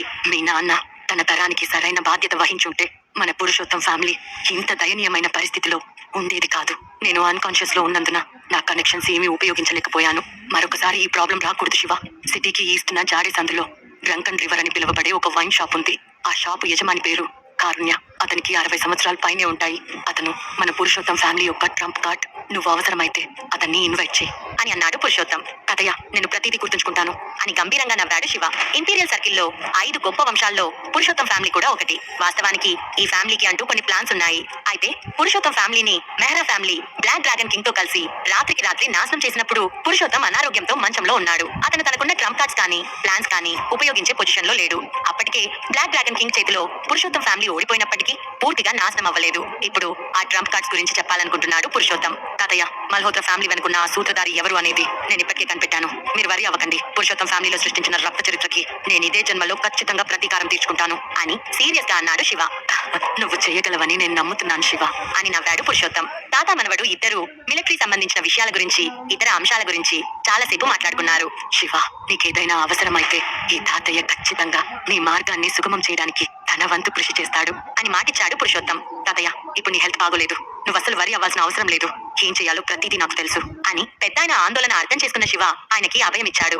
వెరీ గుడ్ అని తల ఊపి మంచంపై వాలిపోయిన పురుషోత్తం శివ అని అంటూనే, శివ, నిన్ను చూస్తుంటే చాలా అలసిపోయినట్లుగా కనిపిస్తున్నావు. నువ్వు కూడా కాసేపు రెస్ట్ తీసుకోవాలి అని అన్నాడు. సరే తాతయ్య, నేను ఇప్పుడే ఇక్కడి నుంచి వెళ్ళి రెస్ట్ తీసుకుంటాను. నేను మళ్ళీ వచ్చి మిమ్మల్ని కలుస్తాను. మీకు ఏదైనా అవసరమైతే సెల్వ ఇక్కడే మీకు అందుబాటులో ఉంటాడు. అతనికి చెప్పండి అని సీరియస్ గా అన్నాడు శివ. అప్పటికే తాతగారు తల ఊపి నిద్రపోయారు. శివ అక్కడి నుండి బయటకొచ్చి గార్డెన్ లో ఉన్న కెప్టెన్ అనీషా వైపు చూశాడు. మిస్టర్ శివ, మీ తాతయ్య గారి ఆరోగ్యం బాగుందా అని ఆందోళనగా అడిగింది అనీషా. మా తాతయ్య గారు మేల్కొన్నారు అనీషా. నాకు ఈ మెడిసిన్ ఇచ్చినందుకు వర్ధన్ ఫ్యామిలీకి నేను ఖచ్చితంగా నా కృతజ్ఞతలు చెప్పాలి. మరీ ముఖ్యంగా నువ్వు చేసిన ఈ సహాయం నేను ఎప్పటికీ మర్చిపోలేను అని అన్నాడు శివ. Most welcome Shiva. మీరు ఇంతకు ముందు నా తమ్ముడి ప్రాణాన్ని కాపాడారు. దానికి రుణంగా మీ తాతగారి ఆరోగ్యానికి మా ఫ్యామిలీ నుండి కొన్ని ఔషధ మూలికలు, సిరప్స్ తెచ్చాను. మీ వైద్య నైపుణ్యాలు మరింత మెరుగ్గా ఉన్నాయి. మీకు తగినట్టుగా వాటిని ఉపయోగించండి అని అన్నది అనీషా. శివ ఒక క్షణం తడబడి మెల్లగా నవ్వి, థ్యాంక్ యూ అనీషా. నేను నువ్వు తెచ్చిన వాటిని మనస్ఫూర్తిగా స్వీకరిస్తాను. మెడిసిన్ కింగ్ యొక్క వర్ధన్ వంశం నుండి తీసుకోబడిన మూలికలు ఖచ్చితంగా సాధారణమైన మూలికలైతే కావు అని అన్నాడు శివ. నిజం చెప్పాలంటే శివ కోసం అనీషా తన వంతు ప్రయత్నంగా చాలానే చేసింది. అయితే అతను ఆమెను తిరస్కరించడమే శివకి కూడా ఇబ్బందిగా ఉంది. ఆఫీసర్ శివ, అభినవ్ మీకోసం మెట్ల దగ్గర ఎదురు చూస్తున్నారు. అతను మీకేదో అర్జెంట్ మ్యాటర్ రిపోర్ట్ చేయాల్సి ఉంది అని గౌరవంగా తల వంచి అన్నాడు కెప్టెన్. శివ తల ఊపి, కెప్టెన్, నువ్వు వెళ్ళి అనీషా వర్ధన్ని ఆమె తండ్రి దగ్గరికి పంపించు. నేను వెంటనే రాలేను కాబట్టి ఆమెను నువ్వే జాగ్రత్తగా చూసుకో అని అన్నాడు శివ. ఓకే మిస్టర్ శివ అని గౌరవంగా అన్నాడు కెప్టెన్. అనీషా, నాకు అర్జెంట్ పనుంది. నేను నీకు తోడుగా రాలేను. తిరిగి వెళ్ళి మీ నాన్నగారికి చెప్పు. నేను మరొకసారి డ్రింక్ పార్టీని ఏర్పాటు చేసి నిన్ను మీ నాన్నగారిని కలుస్తాను అని వెంటనే అక్కడి నుంచి వెళ్ళిపోయాడు శివ. వెళ్తున్న శివని చూస్తూ మెల్లగా నవ్వింది అనీషా. శివ వెళ్ళిపోవటం ఆమెకి కొంచెం కష్టంగా అనిపించింది. శివ క్రిందికి వచ్చేటప్పటికి అభినవ్ ఒక చైర్ లో కూర్చొని ఉన్నాడు. అతని ముఖం ఆందోళనతో నిండిపోయింది. శివ రాగానే, మాస్టర్ శివ, మీరు మీ తాతగారి ఆరోగ్యాన్ని నయం చేశారా అని లేచి నిలబడి గౌరవంగా అడిగాడు అభి. తాతయ్య పరిస్థితి ప్రజెంట్ స్థిరంగానే ఉంది, కానీ ఆయనకి పూర్తిగా నయం కాలేదు అని లోతైన కళ్ళతో అన్న శివ, సాకురా సొసైటీ వెనుకున్న బిల్వనాథ్ ని మనం తప్పక ఫైండ్ అవుట్ చేయాలి అని అన్నాడు. That's good Shiva. Sakura society members ఇప్పటికే బయటకు వచ్చారు. వాళ్ళు మల్హోత్రా ఫ్యామిలీ 7 స్టార్ గ్రూప్స్ తో కలిసి ప్రెస్ కాన్ఫరెన్స్ ఏర్పాటు చేశారు. వాళ్ళు ఎవరు మిమ్మల్ని సీరియస్ గా తీసుకున్నట్టుగా నాకు అనిపించట్లేదు. అలానే మీ తాతగారి ఆరోగ్యం పాడైందని బయట పుకార్లు వినిపిస్తున్నాయి. మరికొందరైతే ఆయన చనిపోయాడని చెప్పి అందరినీ భయాందోళనలకు గురి చేస్తున్నారు. పురుషోత్తం ఫ్యామిలీకి సహకరించిన వ్యాపారవేత్తలందరూ తమ ఇన్వెస్ట్మెంట్స్ ని ఉపసంహరించుకోవాలని డిసైడ్ అవుతున్నారు అని రిపోర్ట్ చేశాడు అభినవ్. ఈ 2 రోజులకి సిచ్యువేషన్ ఇంత దారుణంగా మారిందా? నేను నీకు ముందే చెప్పాను కదా, ఎందుకు నా దగ్గర దాచావు అని కూల్ గా ప్రశ్నించాడు శివ. అతని పెద్దాయన చికిత్స నిమిత్తం తన దృష్టి మొత్తం ఆయనపై కేంద్రీకరించాడు. ఇంపీరియల్ సర్కిల్లో వచ్చిన మార్పుల గురించి అతను ఏమాత్రం పట్టించుకోలేదు. దానివల్లే అభినవ్ ఒంటరిగా ఆ అటాక్స్ ని డీల్ చేయలేకపోయాడు. ఇక ఇప్పుడు శివ తన తాతయ్య ఆరోగ్యం కాస్త నిలకడగా ఉండటంతో మళ్లీ ఫామ్ లోకి వచ్చాడు. వెంటనే అతను తనపై దూకుతున్న దయ్యాలను నాశనం చేయడానికి సరైన సమయాన్ని వెతుకుతున్నాడు. మాస్టర్ శివ, మల్హోత్రా ఫ్యామిలీ వలన మన బిజినెస్ కి చాలా ఇబ్బందిగా ఉంది. మల్హోత్రా ఫ్యామిలీకి చెందిన రాజ్నాథ్ మల్హోత్రా వ్యక్తిగతంగా ముందుకొచ్చి మన పురుషోత్తం ఫ్యామిలీతో ఉన్న అన్ని బిజినెస్ డీల్స్ ని, కోఆపరేషన్స్ ని ఆపేస్తున్నానని ప్రకటించాడు. అలానే ఎవరైతే పురుషోత్తం ఫ్యామిలీతో బిజినెస్ డీలింగ్స్ పెట్టుకుంటారో వాళ్ళు ఖచ్చితంగా నష్టపోతారని అనౌన్స్ చేస్తున్నాడు అని నెమ్మదిగా అన్నాడు అభినవ్. శివ అతను చెప్పేది జాగ్రత్తగా వింటున్నాడు. రిసెప్షన్ సందర్భంగా 7 స్టార్ గ్రూప్స్, సాకురా సొసైటీ ఈ ప్రెస్ కాన్ఫరెన్స్ కి రియాక్ట్ అయ్యాయి. ముఖ్యంగా 7 స్టార్ గ్రూప్స్ వాళ్ళు వ్యాపార ప్రపంచంలో మీ పేరుతో ఉన్న అన్ని కంపెనీ గ్రూప్స్ పై అటాక్ చేయడానికి సిద్ధంగా ఉన్నారు. వాళ్ళ కంపెనీ ఇంటర్నేషనల్ లెవెల్లో విపరీతమైన ఇన్ఫ్లుయెన్స్ ని కలిగి ఉంది. దానివల్ల మన వివిధ పరిశ్రమల్లోనూ అన్ని కంపెనీల స్టాక్ మార్కెట్ లో భారీ నష్టాలను చవిచూసే ప్రమాదం పొంచి ఉంది అని అన్నాడు అభినవ్. అతను చెప్పేది వింటూ తన మోకాలిపై వేళ్లతో శబ్దం చేస్తున్న శివ చిన్న స్మైల్ ఇచ్చి, అయితే మిస్టర్ రాజ్నాథ్ మల్హోత్రా పర్సనల్ గా బయటకు వచ్చారన్నమాట అని ముఖం చిట్లించి అడిగాడు. మల్హోత్రా ఫ్యామిలీకి చెందిన పెద్దాయన రాజ్నాథ్ మల్హోత్రా అత్యంత గౌరవనీయమైన వ్యక్తి. అతని మాటలు, పనులు మల్హోత్రా ఫ్యామిలీ యొక్క పవర్ ని చూపిస్తాయి. ఆ రోజు శివ వేదాంత్ మల్హోత్రాపై అటాక్ చేశాడు అంటే అక్కడ వేదాంత్ మల్హోత్రా తప్పుంది. బట్ ఈ రోజు రాజ్నాథ్ మల్హోత్రా లాంటి పెద్ద వ్యక్తి వచ్చినప్పుడు అలా చేయడానికి కుదరదు. అదే సమయంలో మల్హోత్రా ఫ్యామిలీ పురుషోత్తం ఫ్యామిలీపై బహిరంగంగా యుద్ధం ప్రకటించారు. ఇది మృత్యువుతో జరగబోయే నిజమైన పోరాటం లాంటిది. ముఖ్యంగా రాజ్నాథ్ మల్హోత్రా ఇంపీరియల్ సర్కిల్ లో కొంచెం ఇన్ఫ్లుయెన్స్ చూపించే వ్యక్తి. ఇతని అనౌన్స్మెంట్ తో ఇంపీరియల్ సర్కిల్ దత్తరిల్లిపోతుంది. దానివల్ల ఇంపీరియల్ సర్కిల్ లో పురుషోత్తం ఫ్యామిలీ బిజినెస్ ఖచ్చితంగా దెబ్బతింటుందని ఆలోచించాడు శివ. అవును మాస్టర్ శివ, ఈ పెద్ద ఫ్యామిలీకి చెందిన పెద్ద ఆయన ఇలా పర్సనల్ గా బయటకు వచ్చి ఇలాంటి అనౌన్స్మెంట్ చేస్తారని నేను ఎక్స్పెక్ట్ చేయలేదు. ఇది ఆయనకు మీతో జీవన్ మరణ సమస్య. ఇంపీరియల్ సర్కిల్ లో ఇలాంటి న్యూస్ అనౌన్స్ చేయడానికి బయటకు వచ్చిన తర్వాత పురుషోత్తం గారిపై ఇలాంటి పుకార్లు వ్యాపించడంతో అందరూ ఆందోళనగా ఉన్నారు. ప్రజెంట్ మనం లొంగిపోయే పరిస్థితుల్లో ఉన్నాం అని అన్నాడు అభినవ్. శివ ముఖంలో క్రూరమైన చిరునవ్వు కనిపించింది. మల్హోత్రా ఫ్యామిలీ నిజంగా వాళ్ళ చెడు ఆలోచనలను వదులుకోలేదు. ఇన్ని రోజులు అవకాశం లేక కుక్కిన పేనులా ఉన్నారు. ఈ రోజు అటు కొరియా నుంచి ఇటు జపాన్ నుంచి కొన్ని పవర్స్ వాళ్ళకి సపోర్ట్ ఇవ్వడంతో ఇప్పుడు మళ్ళీ నా మీద సవాల్ విసరడానికి ట్రై చేస్తున్నారు ఈ రాజ్నాథ్ మల్హోత్రా, అతని ఫ్యామిలీ మెంబర్స్. నిజానికి రాజ్నాథ్ మల్హోత్రా మా తాతయ్యతో ఉన్న సంబంధం గురించి పట్టించుకోనందున నేను కూడా ఆయనకు అంత రెస్పెక్ట్ ఇవ్వాల్సిన అవసరం లేదు. నిజానికి క్రితంసారి గొడవ అయినప్పుడు నేను చరణ్ని చంపడానికి మల్హోత్రా ఫ్యామిలీకి వెళ్ళాలనుకున్నాను. కానీ కేవలం రాజ్నాథ్ మల్హోత్రా మొహం చూసి అతని వారసుడిని విడిచిపెట్టాను. అయితే ఇప్పుడు వాళ్ళంతట వాళ్ళు మొత్తం మల్హోత్రా ఫ్యామిలీ నాశనాన్ని కోరుకుంటున్నారు. వాళ్ళే అలా ఉన్నప్పుడు నేను మాత్రం ఎందుకు కోరుకుంటాను? Let's continue. ఇంతకీ ఈ రోజు మనం ఏ మెయిన్ ప్రాబ్లమ్స్ ఎదుర్కోబోతున్నాం అని అడిగాడు శివ. అభినవ్ కాసేపు ఆలోచించి కన్నన్ని బంధించిన తర్వాత అతను వెళ్లిన ఏరియా మొత్తం నాశనమైపోయింది. అలానే కన్నన్ కి సంబంధించిన గ్రే గార్డ్స్ అందరూ తుడిచిపెట్టుకుని పోయారు. నేను నా మనుషుల్ని పంపించి కన్నన్ ఆచూకీ కోసం ట్రై చేశాను. కానీ వాళ్ళంతా కూడా గన్ షాట్స్ కి బలయ్యారు. ప్రెసెంట్ ఈ ప్రెషర్ వల్ల ఇంపీరియల్ సర్కిల్ లో నాకు సరైన కంట్రోల్ లేదు. చాలా మంది మన గార్డ్స్ చనిపోయారు. మన ఆస్తులు కూడా చాలా వరకు నష్టపోయేలా ఉన్నాము. 7 స్టార్ మల్హోత్రా ఫ్యామిలీ ఇద్దరు కలిసిపోయి అన్ని అటాక్స్ చేస్తున్నారు. వీళ్ళని తెర వెనక ఉండి కొంతమంది జపనీస్లు సపోర్ట్ చేస్తున్నారు. వాళ్ళని డీల్ చేయటం నాకు చాలా కష్టంగా ఉంది అని అన్నాడు అభినవ్. అయినో అని సిగరెట్ వెలిగించిన శివ కళ్ళు డీప్ గా మారిపోయాయి. అతను కాసేపు ఆలోచించి 7 స్టార్ గ్రూప్ యొక్క అతిపెద్ద అత్యంత ముఖ్యమైన ప్రాజెక్ట్ ఎక్కడుంది అని అడిగాడు శివ. శివ ఇంపీరియల్ సర్కిల్లో తన పవర్ గురించి ఒక స్పష్టమైన ఆలోచనతో ఉన్నాడు. నిజం చెప్పాలి అంటే 7 star groups, Malhotra family, Japanese ముగ్గురు కలిసి ఉమ్మడిగా అతని ఎదుట నిలిచారు. పురుషోత్తం ఫ్యామిలీ యొక్క బిజినెస్ చాలా పవర్ఫుల్. కానీ మొత్తం విందా ఫ్యామిలీతో కూడా కలిసి ఇంపీరియల్ సర్కిల్లో వ్యాపార ప్రపంచంలో పోరాడటానికి డబ్బు మాత్రమే సరిపోదు, కావాల్సినంత పవర్ కూడా ఉండాలి. నిజానికి శివ ఇంపీరియల్ సిటీకి తిరిగి వచ్చిన తర్వాత ఇప్పటికీ దాదాపు సంవత్సరం అయినప్పటికీ అతనికి ఇంపీరియల్ సర్కిల్లో సరైన ఫౌండేషన్ లేదు. మరీ ముఖ్యంగా రాజ్నాథ్ మల్హోత్రాతో పోలిస్తే అతను ఇంపీరియల్ సర్కిల్లో బిజినెస్ చేయడం మొదలుపెట్టి ఎక్కువ రోజులు కాలేదు. 7 స్టార్ గ్రూప్స్ కి ఇంటర్నేషనల్ ప్రభావం, అలానే టెక్నికల్ ఛానల్స్ కంట్రోల్ చేయడంలో కొన్ని మెథడ్స్ ఉన్నాయి. అందువల్ల వాళ్ళు తమ శక్తినంతా కూడగట్టుకుని మల్హోత్రా ఫ్యామిలీ శక్తితో కలిపి ఒక్కటిగా ఫైట్ చేయాలని అనుకుంటున్నారు. మాస్టర్ శివ, మీ ఉద్దేశం ఏంటి అని తడబడుతూ అడిగాడు అభినవ్. శివ ఏమంటున్నాడో ఏం ఆలోచిస్తున్నాడో అభినవ్ కి సరిగా అర్థం కాలేదు. ఇటువంటి హై ప్రెషర్ లో నా ప్రాపర్టీస్ ఏవి ఇక ప్రొటెక్ట్ చేయబడవు. వాటిని చెక్కు చెదరకుండా ఉంచడం కంటే నేను వాటిని ముక్కలుగా చేస్తే బెటర్. అత్యంత ముఖ్యమైన వ్యాపార వనరులను స్వాధీనం చేసుకో. ఆ ఇతర పరిశ్రమల విషయానికి వస్తే వాటిని దోచుకోనివ్వు. నా పేరుతో ఉన్న చిన్న పారిశ్రామిక గొలుసుల్ని కూడా వాళ్ళకి నిధులుగా విసిరే అని అన్నాడు శివ. మీరు చెప్పేది నాకు అర్థమైంది. దీన్ని అమలు చేయడానికి నేను నా బిజినెస్ టీమ్ తో మాట్లాడతాను అని అన్నాడు అభినవ్. ప్రస్తుతం ఇంపీరియల్ సర్కిల్లో అత్యంత ముఖ్యమైనది sky dragon technology city. So sky dragon technology సిటీలో మీ బిజినెస్ లో 20% నేను చూసుకుంటున్నాను. 7 స్టార్ గ్రూప్ మరియు మల్హోత్రా ఫ్యామిలీ దీనిపై దృష్టి పెట్టింది. ఈ టెక్నాలజీ ఇంపీరియల్ సిటీ వ్యాపార ప్రపంచంలో కేంద్ర బిందువుగా మారింది. ఇది అపూర్వమైన స్థాయి, బిలియన్ల కొద్ది వాల్యూని కలిగి సిటీలోనే చాలా ఫేమస్ అయింది అని అన్నాడు అభినవ్. శివ చిన్నగా నవ్వి అభినవ్ ఇచ్చిన డాక్యుమెంట్స్ ని తీసుకుని ఆ డాక్యుమెంట్స్ లో ఉన్న sky dragon science and technology city సమాచారాన్ని చదివాడు. స్కై ప్రాజెక్ట్ మొత్తం దేశంలోని కేంద్ర బిందువు అని చెప్పొచ్చు అని అన్నాడు శివ. శివ బిల్వనాథ్ ని ఎలా చేరుకోబోతున్నాడు? మల్హోత్రా ఫ్యామిలీ 7 స్టార్ గ్రూప్స్ శివపై చేయబోయే బిజినెస్ అటాక్ ఎలా ఉండబోతుంది? దాన్ని శివ ఎలా తిప్పికొట్టబోతున్నాడు? పురుషోత్తం బాడీలోని పాయిజన్ పురుషోత్తం ప్రాణానికి ముప్పు తెస్తుందా? వర్ధన్ ఫ్యామిలీ నుంచి శివ ఎలాంటి attacks ఎదుర్కోబోతున్నాడు?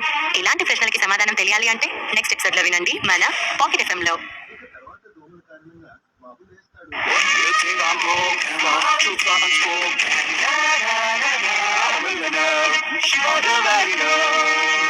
Episode 316 sky dragon city. Purushottam family Trump cards గురించి, మిలిటరీ గురించి, అనేక అంశాల గురించి తాత మనవడు చాలా సేపు డిస్కషన్ చేస్తారు. అనిషాని కెప్టెన్ తో విష్ణువర్ధన్ దగ్గరికి పంపించి అభితో కలిసి మల్హోత్రా ఫ్యామిలీ చేస్తున్న అటాక్స్ గురించి డిస్కషన్ చేస్తాడు Shiva. Sky dragon city project మొత్తం దేశంలోని కేంద్ర బిందువు అని చెప్పొచ్చు అని అన్నాడు శివ. స్కై డ్రాగన్ సిటీ భారీ ప్రాంతాన్ని ఆక్రమించింది. లెక్కలేనన్ని వ్యాపార విధుల భవనాలను ఆక్రమించింది. ఇది చాలా క్రిటికల్ ప్రాజెక్ట్. ఈ ప్రాజెక్ట్ లో లెక్కలేనన్ని పరిశ్రమల జీవన్ మరణాలు ముడిపడి ఉన్నాయి. ముఖ్యంగా ఇది హైటెక్ సిటీ కాబట్టి దాని యొక్క విలువ ఎవ్వరూ ఊహించలేనిది. శివ పేపర్స్ మొత్తం చదివి స్కై డ్రాగన్ టెక్నాలజీ సిటీ గురించి పూర్తి సమాచారాన్ని వివరంగా రెడీ చేయి. అన్ని నిధులు సేకరించి ఇతర ఇండస్ట్రీల లాభ నష్టాల గురించి పట్టించుకోకు. ఈ ప్రాజెక్ట్ పై అటాక్ చేస్తే జీవం స్టార్ట్ గ్రూప్స్ మృత్యుతో ఫైట్ చేస్తుంది. ఓకే మాస్టర్ శివ, అయితే ఈ ప్రాజెక్ట్ లో పార్టిసిపేట్ చేసేందుకు imperial circle, general chamber of commerce మాత్రమే అర్హత పొందింది అని సీరియస్ గా అన్నాడు Abhi. Okay, I do it myself. మీరంతా రెడీగా ఉండండి. నేను వ్యక్తిగతంగా ఇంపీరియల్ సర్కిల్ లోని జనరల్ ఛాంబర్ ఆఫ్ కామర్స్ కి ట్రిప్ వేస్తాను. అని కూల్ గా అన్నాడు శివ. ఇంపీరియల్ సర్కిల్లోని జనరల్ ఛాంబర్ ఆఫ్ కామర్స్ కి కేవలం 5 ప్రతినిధులు ఉన్నారు. వాళ్ళల్లో ప్రతి ఒక్కరూ ఇంపీరియల్ సిటీలోని 5 ప్రధాన శక్తులకి సంబంధించిన వాళ్ళే. ఇంపీరియల్ సర్కిల్ వ్యాపార ప్రపంచాన్ని వాళ్ళే గుత్యాధిపత్యం చేశారు. శివ పురుషోత్తం ఫ్యామిలీకి ప్రస్తుత గాడ్ ఫాదర్. అతను విందా ఫ్యామిలీకి చక్రవర్తి కూడా. Imperial circle general chamber of commerce కి సంబంధించి ఇప్పటికే అతని చేతిలో 2 టికెట్స్ ఉన్నాయి. అండ్ కావలసినంత అధికారం ఉంది. జనరల్ ఛాంబర్ ఆఫ్ కామర్స్ ని హ్యాండిల్ చేయడానికి ఇవి సరిపోవచ్చు అనుకుంటున్నాడు శివ. అలాగే కన్నన్ అదృశ్యం గురించి ఇంకా ఇన్వెస్టిగేషన్ చేయించు. ఈ రాత్రి నేను ఒక టీం ఇస్తాను. వాళ్ళని తీసుకుని వెళ్ళి కన్నన్ని ఫైండ్ అవుట్ చేయి అని కూల్ గా అన్నాడు శివ. ఓకే మాస్టర్ శివ అన్నాడు అభి. బయటికి వెళ్ళాలి కార్తీ అని అన్నాడు శివ. అభినవ్ వెంటనే వెళ్లి కార్ తీసుకొని వచ్చి శివ ముందు ఆపాడు. శివ కార్ వెనక సీట్లో కూర్చున్నాడు. ఈ మధ్య శివ పెద్దాయన గురించి వర్రీ అవుతున్నప్పుడు అతను మిగిలిన అన్ని విషయాల్ని పక్కకు నెట్టేశాడు. అయితే ఇప్పుడు అతను చేయబోయే పనులకి తన మనుషులు చాలా అవసరం. అందుకే వెంటనే అతను చెన్నైకి ఇన్ఫర్మేషన్ పాస్ చేశాడు. అక్కడ ఉన్న హెడెన్ ఎక్స్పర్ట్స్ అయిన అంబరీష్, కుర్మిత్ర లాంటి బ్లాక్ డ్రాగన్ గార్డ్స్ మరికొంతమంది గార్డ్స్ ని తీసుకుని బాంబే వచ్చి ఎయిర్పోర్ట్ కి దగ్గరలో ఉన్న హోటల్లో స్టే చేస్తున్నారు. వాళ్ళు సగం సిచ్యువేషన్ ని కంట్రోల్లోకి తీసుకోగలరనే నమ్మకం శివకి ఉంది. శివ ఒక ఎత్తుగడ వేయడానికి సిద్ధమైపోయాడు. ముఖ్యంగా ఈ స్కై డ్రాగన్ సిటీ ప్రాజెక్ట్ కి ప్రభుత్వంతో సంబంధం ఉంది. వాళ్ళపై చేసే అటాక్ లో సపోర్ట్ చేయడానికి ఇంకా ఎవరినైనా పిలిపించే అవసరం ఉందా అని ఆలోచించిన శివ సుందర్ విందాకి ఒక లెటర్ పంపించాడు. అలానే పురుషోత్తం ఇచ్చిన ట్రంప్ కార్డ్ ఇంకా అలానే ఉంది. ఒక హార్డ్ కార్డ్ మాత్రమే ఉంది. శివ ఈ సిచ్యువేషన్ ని ఎలా ప్లాన్ చేస్తున్నాడో ఇక అంతా అతనికే తెలియాలి. 20 నిమిషాల తర్వాత అభినవ్ ఎయిర్పోర్ట్ కి దగ్గరగా ఉన్న హోటల్ ముందు కార్ ఆపాడు. ఇద్దరు హోటల్లోని 15వ అంతస్తులోని గెస్ట్ హాల్లోకి ఒంటరిగా వెళ్లారు. శివను చూడగానే మ్యాన్షన్ లార్డ్ అని మోకాలపై కూర్చుని గౌరవంగా నమస్కరించాడు కురుమిత్ర. శివ చిన్నగా నవ్వి సోఫాలో కూర్చుని 2 కప్పుల్లో టీ పోసి ఒకటి తను తీసుకుని మరొకటి కురుమిత్రని తీసుకోమని చెప్పాడు. కురుమిత్ర కుర్చీలో కూర్చొని టీ సిప్ చేస్తుండగా, నువ్వొచ్చే ముందు చెన్నైలో సిచ్యువేషన్ ఏంటి అని అడిగాడు శివ. చెన్నైలో ఎలాంటి మూమెంట్స్ లేవు. బ్లాక్ డ్రాగన్ గార్డ్ అదృశ్యమైనట్లు అనిపిస్తుంది. అండ్ చెన్నైలో మీ బిజినెస్ కి డానీ బాధ్యత వహిస్తున్నాడు. ప్రతిరోజు చెన్నై సిటీలోనే ఫేమస్ పర్సన్స్ అందరినీ కలుస్తూ ఉంటాడు అని సీరియస్ గా రిపోర్ట్ చేశాడు కురుమిత్ర. శివ మెల్లగా నవ్వాడు. కురుమిత్ర అతనికి నమ్మదగిన వ్యక్తి. చెన్నై సిటీలోని శివ కంపెనీ వ్యవహారాలన్నిటికీ డానీ ఇన్ఛార్జ్ గా ఉన్నాడు. సో చెన్నైలోని శివ బిజినెస్ లు పైకి డానీ చూసుకుంటున్నప్పటికీ వెనకుండి కురుమిత్ర ప్రతిదీ మేనేజ్ చేస్తూ ఉన్నాడు. బాస్, బ్లాక్ డ్రాగన్ కింగ్ కొద్ది రోజులు కనపడకపోవచ్చు. అతను తప్ప చెన్నైలో మరెవ్వరు కూడా శరణ్య వ్యాపార సామ్రాజ్యాన్ని కదిలించే ధైర్యం చేయరు. అయితే మ్యాన్షన్ లాట్ క్రోమియర్ ఫ్యామిలీకి చెందిన యువరాణి లేజినోవా మీరెక్కడున్నారో తెలుసుకోవడానికి క్రిస్టల్ టవర్ కి చాలా సార్లు వచ్చింది. మీరు తిరిగి ఇంపీరియల్ సర్కిల్ కి వెళ్ళిపోయారని ఆమెకు ఎన్నిసార్లు చెప్పినా ఆమె ఇప్పటికీ ప్రతిరోజు క్రిస్టల్ బిల్డింగ్ వస్తుంది. అండ్ చెన్నైలో ఆమె స్థిరపడిన తర్వాత మీకోసం బాంబే వస్తానని డానీకి చెప్పింది అని టీ సిప్ చేస్తూ అన్నాడు కురుమిత్ర. ఈ అమ్మాయికి dark world in the west లో మంచి బ్యాక్గ్రౌండ్ ఉంది. మనం ఆమెతో ఎక్కువగా రిలేషన్ పెంచుకోవాల్సిన అవసరం లేదు అని అన్నాడు శివ. అతను ఆమె అభిప్రాయాలను గుర్తుకు చేసుకున్నాడు. ఈ లేజినోవా సాధారణమైందైతే కాదు మిస్టర్ శివ. అండ్ పైకి కనిపించేంత అమాయకంగా బబ్లీగా లేదు అని సీరియస్ గా అన్నాడు కురుమిత్ర. శివ చిన్న స్మైల్ ఇచ్చాడు. అండ్ మీరు చెప్పింది నిజమే మ్యాన్షన్ లాట్. నేను ఆమెపై రహస్యంగా మానిటర్ చేశాను. నా ఇన్వెస్టిగేషన్ లో ఆమెని సీక్రెట్ గా రక్షించే ఒక వ్యక్తి ఉన్నాడు. నేను ఆ ఎక్స్పర్ట్ తో ఫైట్ చేసినప్పుడు అతని స్ట్రెంత్ నాకంటే చాలా ఎక్కువగా ఉందని నేను కన్ఫర్మ్ చేయగలిగాను. నా ఒపీనియన్ ప్రకారం అటువంటి పవర్ఫుల్ ఎక్స్పర్ట్ వాళ్ళకి చెన్నైలోనే ఉన్నాడు. అతను హేడెన్ గార్డ్ అని అన్నాడు కురుమిత్ర. నేను ఆమె పక్కనే ఉన్న హేడెన్ ఎక్స్పర్ట్ తో ఫైట్ చేశాను. నేను కూడా ఆ వ్యక్తిని వార్న్ చేశాను. అండ్ తప్పు చేయకుండా కేవలం ఇక్కడ ఉండమని వార్నింగ్ ఇచ్చాను. అతను క్రోమియర్ ఫ్యామిలీకి చెందిన గార్డ్. ప్రస్తుతానికి అతను ఆ ఫ్యామిలీ కింద పనిచేస్తున్నాడు. అందువల్ల మనం ఎక్కువగా జోక్యం చేసుకోలేము. అండ్ అతను ఆవేశంగా ఎలాంటి పని చేయడానికి ధైర్యం చేయడు. నిజానికి అతన్ని లేజినోవాకి ప్రొటెక్షన్ ఇవ్వడానికి క్రోమియర్ ఫ్యామిలీ యజమాని పంపించాడు. వాళ్ళ పనులు ఎక్స్ట్రాడినరీగా ఉంటాయి. అయినప్పటికీ నేను చెన్నైలోని క్రోమియర్ ఫ్యామిలీ దారిని కనుగొన్నాను. ఇప్పటికీ వాళ్ళు మనతో కోఆపరేషన్ రిలేషన్ లోనే ఉన్నారు. సో మనం ఆందోళన చెందాల్సిన అవసరం లేదు అని అన్నాడు శివ. ఓకే లార్డ్ శివ, నాకు అర్థమైంది అని గౌరవంగా నవ్వాడు కురుమిత్ర. నేను మిమ్మల్ని ఇక్కడికి రమ్మంటానికి ఒక ముఖ్యమైన కారణం ఉంది అని సీరియస్ గా కురుమిత్ర వైపు చూస్తూ అన్నాడు శివ. కురుమిత్ర వెంటనే స్ట్రైట్ గా నిలబడి, చెప్పండి లార్డ్ శివ, నేను మీకు ఏ విధంగా సహాయపడగలను అని అన్నాడు.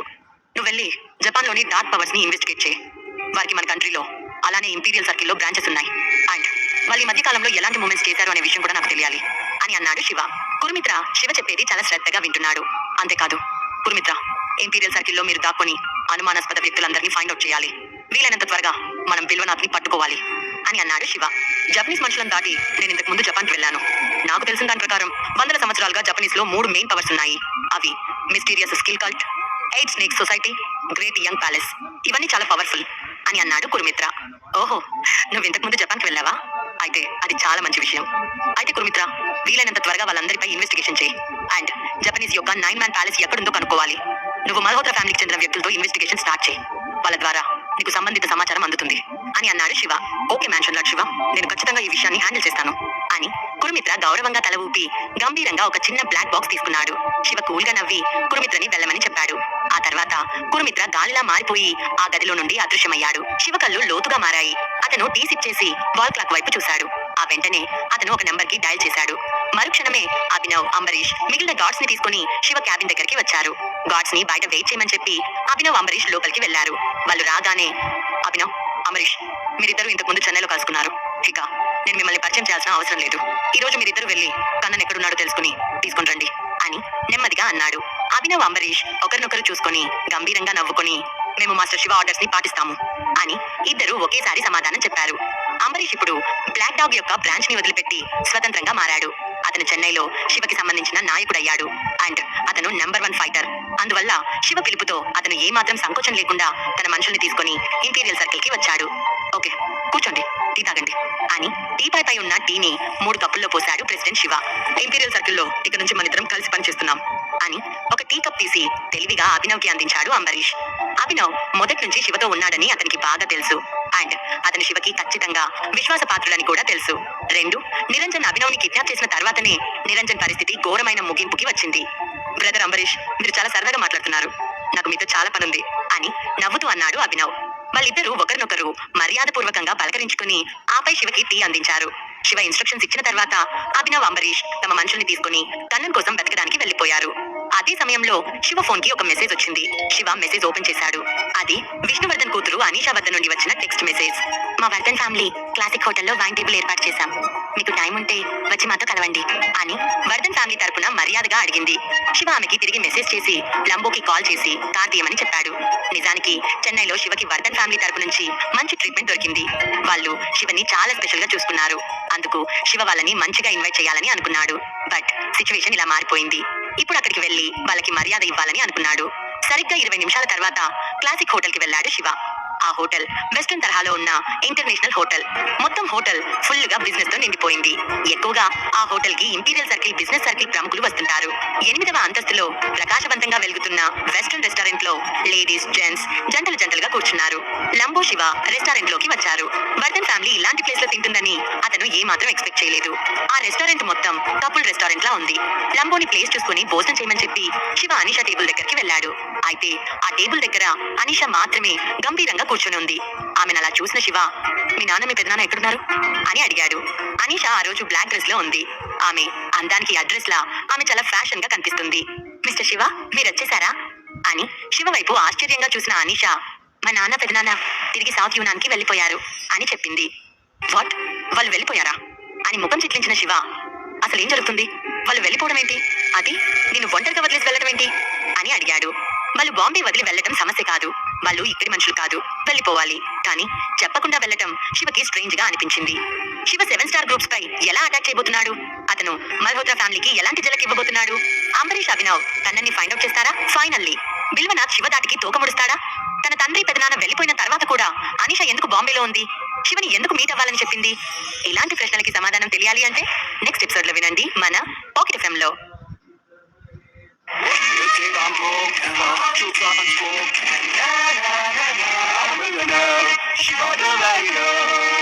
Episode 317 couple restaurant. Shiva Abhinav తో మాట్లాడి శత్రువులకి ఎలాంటి జలక్ ఇవ్వాలో అతనికి ప్లాన్ చెప్పి అనీషా హోటల్ కి రమ్మని మెసేజ్ చేయడంతో అక్కడికి వెళ్ళాడు. అయితే అది కపుల్ హోటల్. అక్కడ అనీషా తండ్రి, పెదనాన్న లేకపోవడంతో శివ షాక్ అవుతాడు. అయితే వర్ధన్ అతని అన్న వెళ్ళిపోవడంలో పెద్ద వింతేమీ లేదు. ఎందుకంటే ఇంకా ఇక్కడ ఉండాల్సిన అవసరం వాళ్ళకు లేదు. అందున నేను అడిగానని నా కోసం హడావుడిగా వచ్చారు. అక్కడ వాళ్ళ పనులు వాళ్ళకి చాలా ఉంటాయి. అయితే అనీషాని బాంబేలో ఒంటరిగా వదిలేసి వెళ్లారు. అది నాకు ఇంట్రెస్ట్ గా అనిపిస్తుంది అని అనుకున్నాడు శివ. నిజానికి విష్ణువర్ధన్ ఈ విందులో ఉంటాడని శివ అనుకున్నాడు. అవును మిస్టర్ శివ, వాళ్ళు వెళ్ళిపోయారు. పెదనానికి బాంబేలో ఉండే అలవాటు లేదు. అందుకే ఆయన తిరిగి బయలుదేరారు. అలానే మా తాతయ్య గారు మా నాన్నని రమ్మని చెప్పడంతో ఆయన కూడా వెళ్ళిపోయారు. అక్కడేదో తేడా జరిగినట్లు అనిపిస్తుంది. ఫ్యూచర్ లో ఖచ్చితంగా మళ్ళీ ఇంపీరియల్ సర్కిల్కి వస్తానని నాన్న మీతో చెప్పమన్నారు. అండ్ నన్ను మీతో పాటే ఇక్కడ ఉండమని చెప్పారు. సో నేను మీతో కలిసి డ్రింక్ చేయాలని ఈ పార్టీకి పిలిచాను అని సిగ్గుపడుతూ చెప్పింది అనీషా. ఓకే, పర్వాలేదు. మరి ఎప్పుడైనా మీ నాన్నగారు బాంబే వచ్చినప్పుడు నన్ను కలవమని చెప్పు. నేను ఈసారి ఆయనకి మంచి ట్రీట్ ఇస్తాను అని అన్నాడు శివ. ఓకే మిస్టర్ శివ, నాకు ఇక్కడ చాలా బాగుంది. అండ్ బాంబేలో నేను చూడాల్సిన ప్లేసెస్ చాలా ఉన్నాయి. మీకు టైం ఉంటే నన్ను ఆ ప్లేసెస్ కి తీసుకువెళ్తారా అని గారంగా కళ్ళు చిన్నగా చేసి అడిగింది అనీషా. శివ కాసేపు సీరియస్ గా ఆలోచించి, నేను చాలా బిజీగా ఉన్నాను అనిషా. నాకు టైం దొరికే వరకు వెయిట్ చేయాలంటే వెయిట్ చేయి. ఎలానూ నువ్వు ఇక్కడే ఉండాలని ఫిక్స్ అయ్యావు కదా. నేను నీకు ప్రొటెక్షన్ ఇవ్వడం కోసం ఒక వ్యక్తిని పంపుతాను. ఎందుకంటే నీకు ఇక్కడ ఎవరు తెలియదు. మీ ఫ్యామిలీకి ఎంత గొప్ప పేరుందో అంతే శత్రువులుంటారు. సో నీకు ఇక్కడ ఆ వ్యక్తి అన్ని విషయాల్లో తోడుంటారు అని అన్నాడు శివ. మీ కన్సర్న్ కి thank you so much mister Shiva అని అంది అనిషా. అప్పటికే ఆమె ఆర్డర్స్ ఇవ్వడంతో టేబుల్ పై veg, non veg desserts, red wine bottle అన్ని సిద్ధమయ్యాయి. శివకి ఆ వాతావరణం కాస్త ఇబ్బందిగా అనిపించింది. కానీ అతను అది పైకి చూపించలేదు. హ్యావ్ ఇట్ మిస్టర్ శివ అని రెడ్ వైన్ ఒక గ్లాస్ లో వంపి శివకి ఇచ్చింది అనిషా. ఓకే అని మెల్లగా నవ్వి గ్లాస్ తీసుకున్నాడు శివ. తన ఎదురుగా ఉన్నప్పుడు ఆమె ఏం ఆలోచిస్తుందో శివకి తెలియకుండా ఉండదు కదా. ఇప్పుడు వర్ధన్ ఫ్యామిలీ ఏమనుకుంటుందో కూడా అతనికి తెలుసు. అయితే అతని మనసులో ఎప్పుడు ఉండేది సురభి మాత్రమే. ఆ విషయంలో శివ ఫుల్ క్లారిటీతో ఉన్నాడు. ఏ అనిషా, ఇది నువ్వేనా అని అబ్బాయి గొంతు వినిపించింది. అతను తన ఫ్రెండ్స్ తో ముందుకు వెళ్తూ అనిషాని చూసి ఆగి ఆశ్చర్యంగా అడిగాడు. హే విప్లవ్, నువ్వేనా అని సంకోచిస్తూ అడిగింది అనిషా.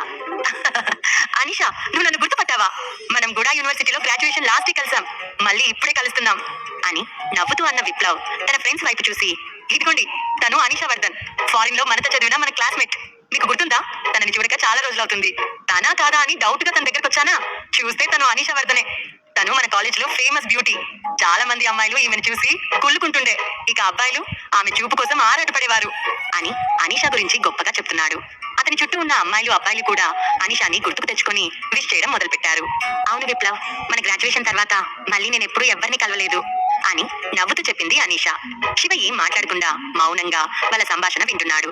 అది గమనించిన అనిషా, మిస్టర్ శివ, ఇదిగో తన విప్లవ్, మేము ఒకే యూనివర్సిటీలో కలిసి చదువుకున్నాం అని చిరునవ్వుతో వాళ్ళని శివకి ఇంట్రడ్యూస్ చేసింది అనిషా.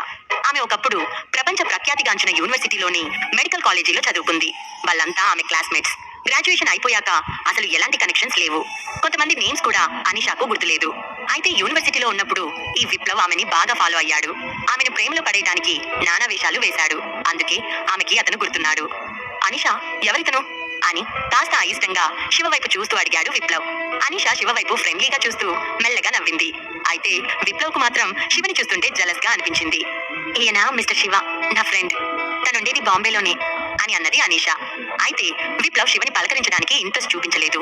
అతని ఒపీనియన్ ప్రకారం శివ ఇంపీరియల్ సర్కిల్లోనే లో క్లాస్ పర్సన్. ఇంత హై క్లాస్ హోటల్కి వచ్చినప్పుడు ఎలాంటి డ్రెస్సింగ్ చేసుకోవాలో తెలియని వ్యక్తి. బహుశా అతనికి ఇంతకు ముందు ఈ రిచ్ వరల్డ్ గురించి తెలియదేమో అని అనుకుంటున్నాడు. అతను అనుకున్నట్లుగానే శివ ఒక plain black shirt, normal pant వేసుకుని చాలా సాధారణంగా ఉన్నాడు. అతను ఇలాంటి ఇంటర్నేషనల్ కపుల్ హోటల్ కొచ్చి డిన్నర్ చేసే పర్సన్ లా అనిపించలేదు. అతను కేవలం లో లెవెల్ సోషల్ పర్సన్ లా అనిపిస్తున్నాడు. అయితే అతనికి అర్థం కాని విషయం, అనిషా ఇలాంటి వ్యక్తితో ఎందుకు డిన్నర్ లో కూర్చుంది అని. అందున ఆ రెస్టారెంట్ మొత్తం జంటలు జంటలుగా ఉన్నారు. అది couple dinner restaurant. Viplav Shiva వైపు ఒక డీప్ లుక్ ఇచ్చి అనిషా వైపు చూస్తూ, అనిషా, నువ్వు ఉండేది చెన్నైలో కదా, ఇక్కడికి ఎందుకు వచ్చావు అని అడిగాడు. హా, నేనుండేది చెన్నై, బట్ నేను మిస్టర్ శివ కోసమే ఇక్కడికి వచ్చాను అని అంది అనిషా. ఏంటి, ఇతని కోసం నువ్వు ఇక్కడి వరకు వచ్చావా? ఇంత చిన్న క్యారెక్టర్ ని కలవడం కోసం ఇక్కడి వరకు రావాల్సిన అవసరం ఏముంది? నీ లెవెల్ కి ఇతన్నే నీ ఇంటి గేట్ ముందుకు పిలిపించుకోవచ్చు కదా అని చిరాగ్గా చూస్తూ అన్నాడు విప్లవ్. అతను ఇంపీరియల్ సర్కిల్లో ఫస్ట్ క్లాస్ ఫ్యామిలీకి చెందిన పర్సన్. యూనివర్సిటీలో ఉన్నప్పుడు అనిషా ప్రెజెన్స్ కోసం రకరకాల ప్రయత్నాలు చేశాడు. అయితే ఆమె అతనితో కనీసం డిన్నర్ కి కూడా వెళ్ళలేదు.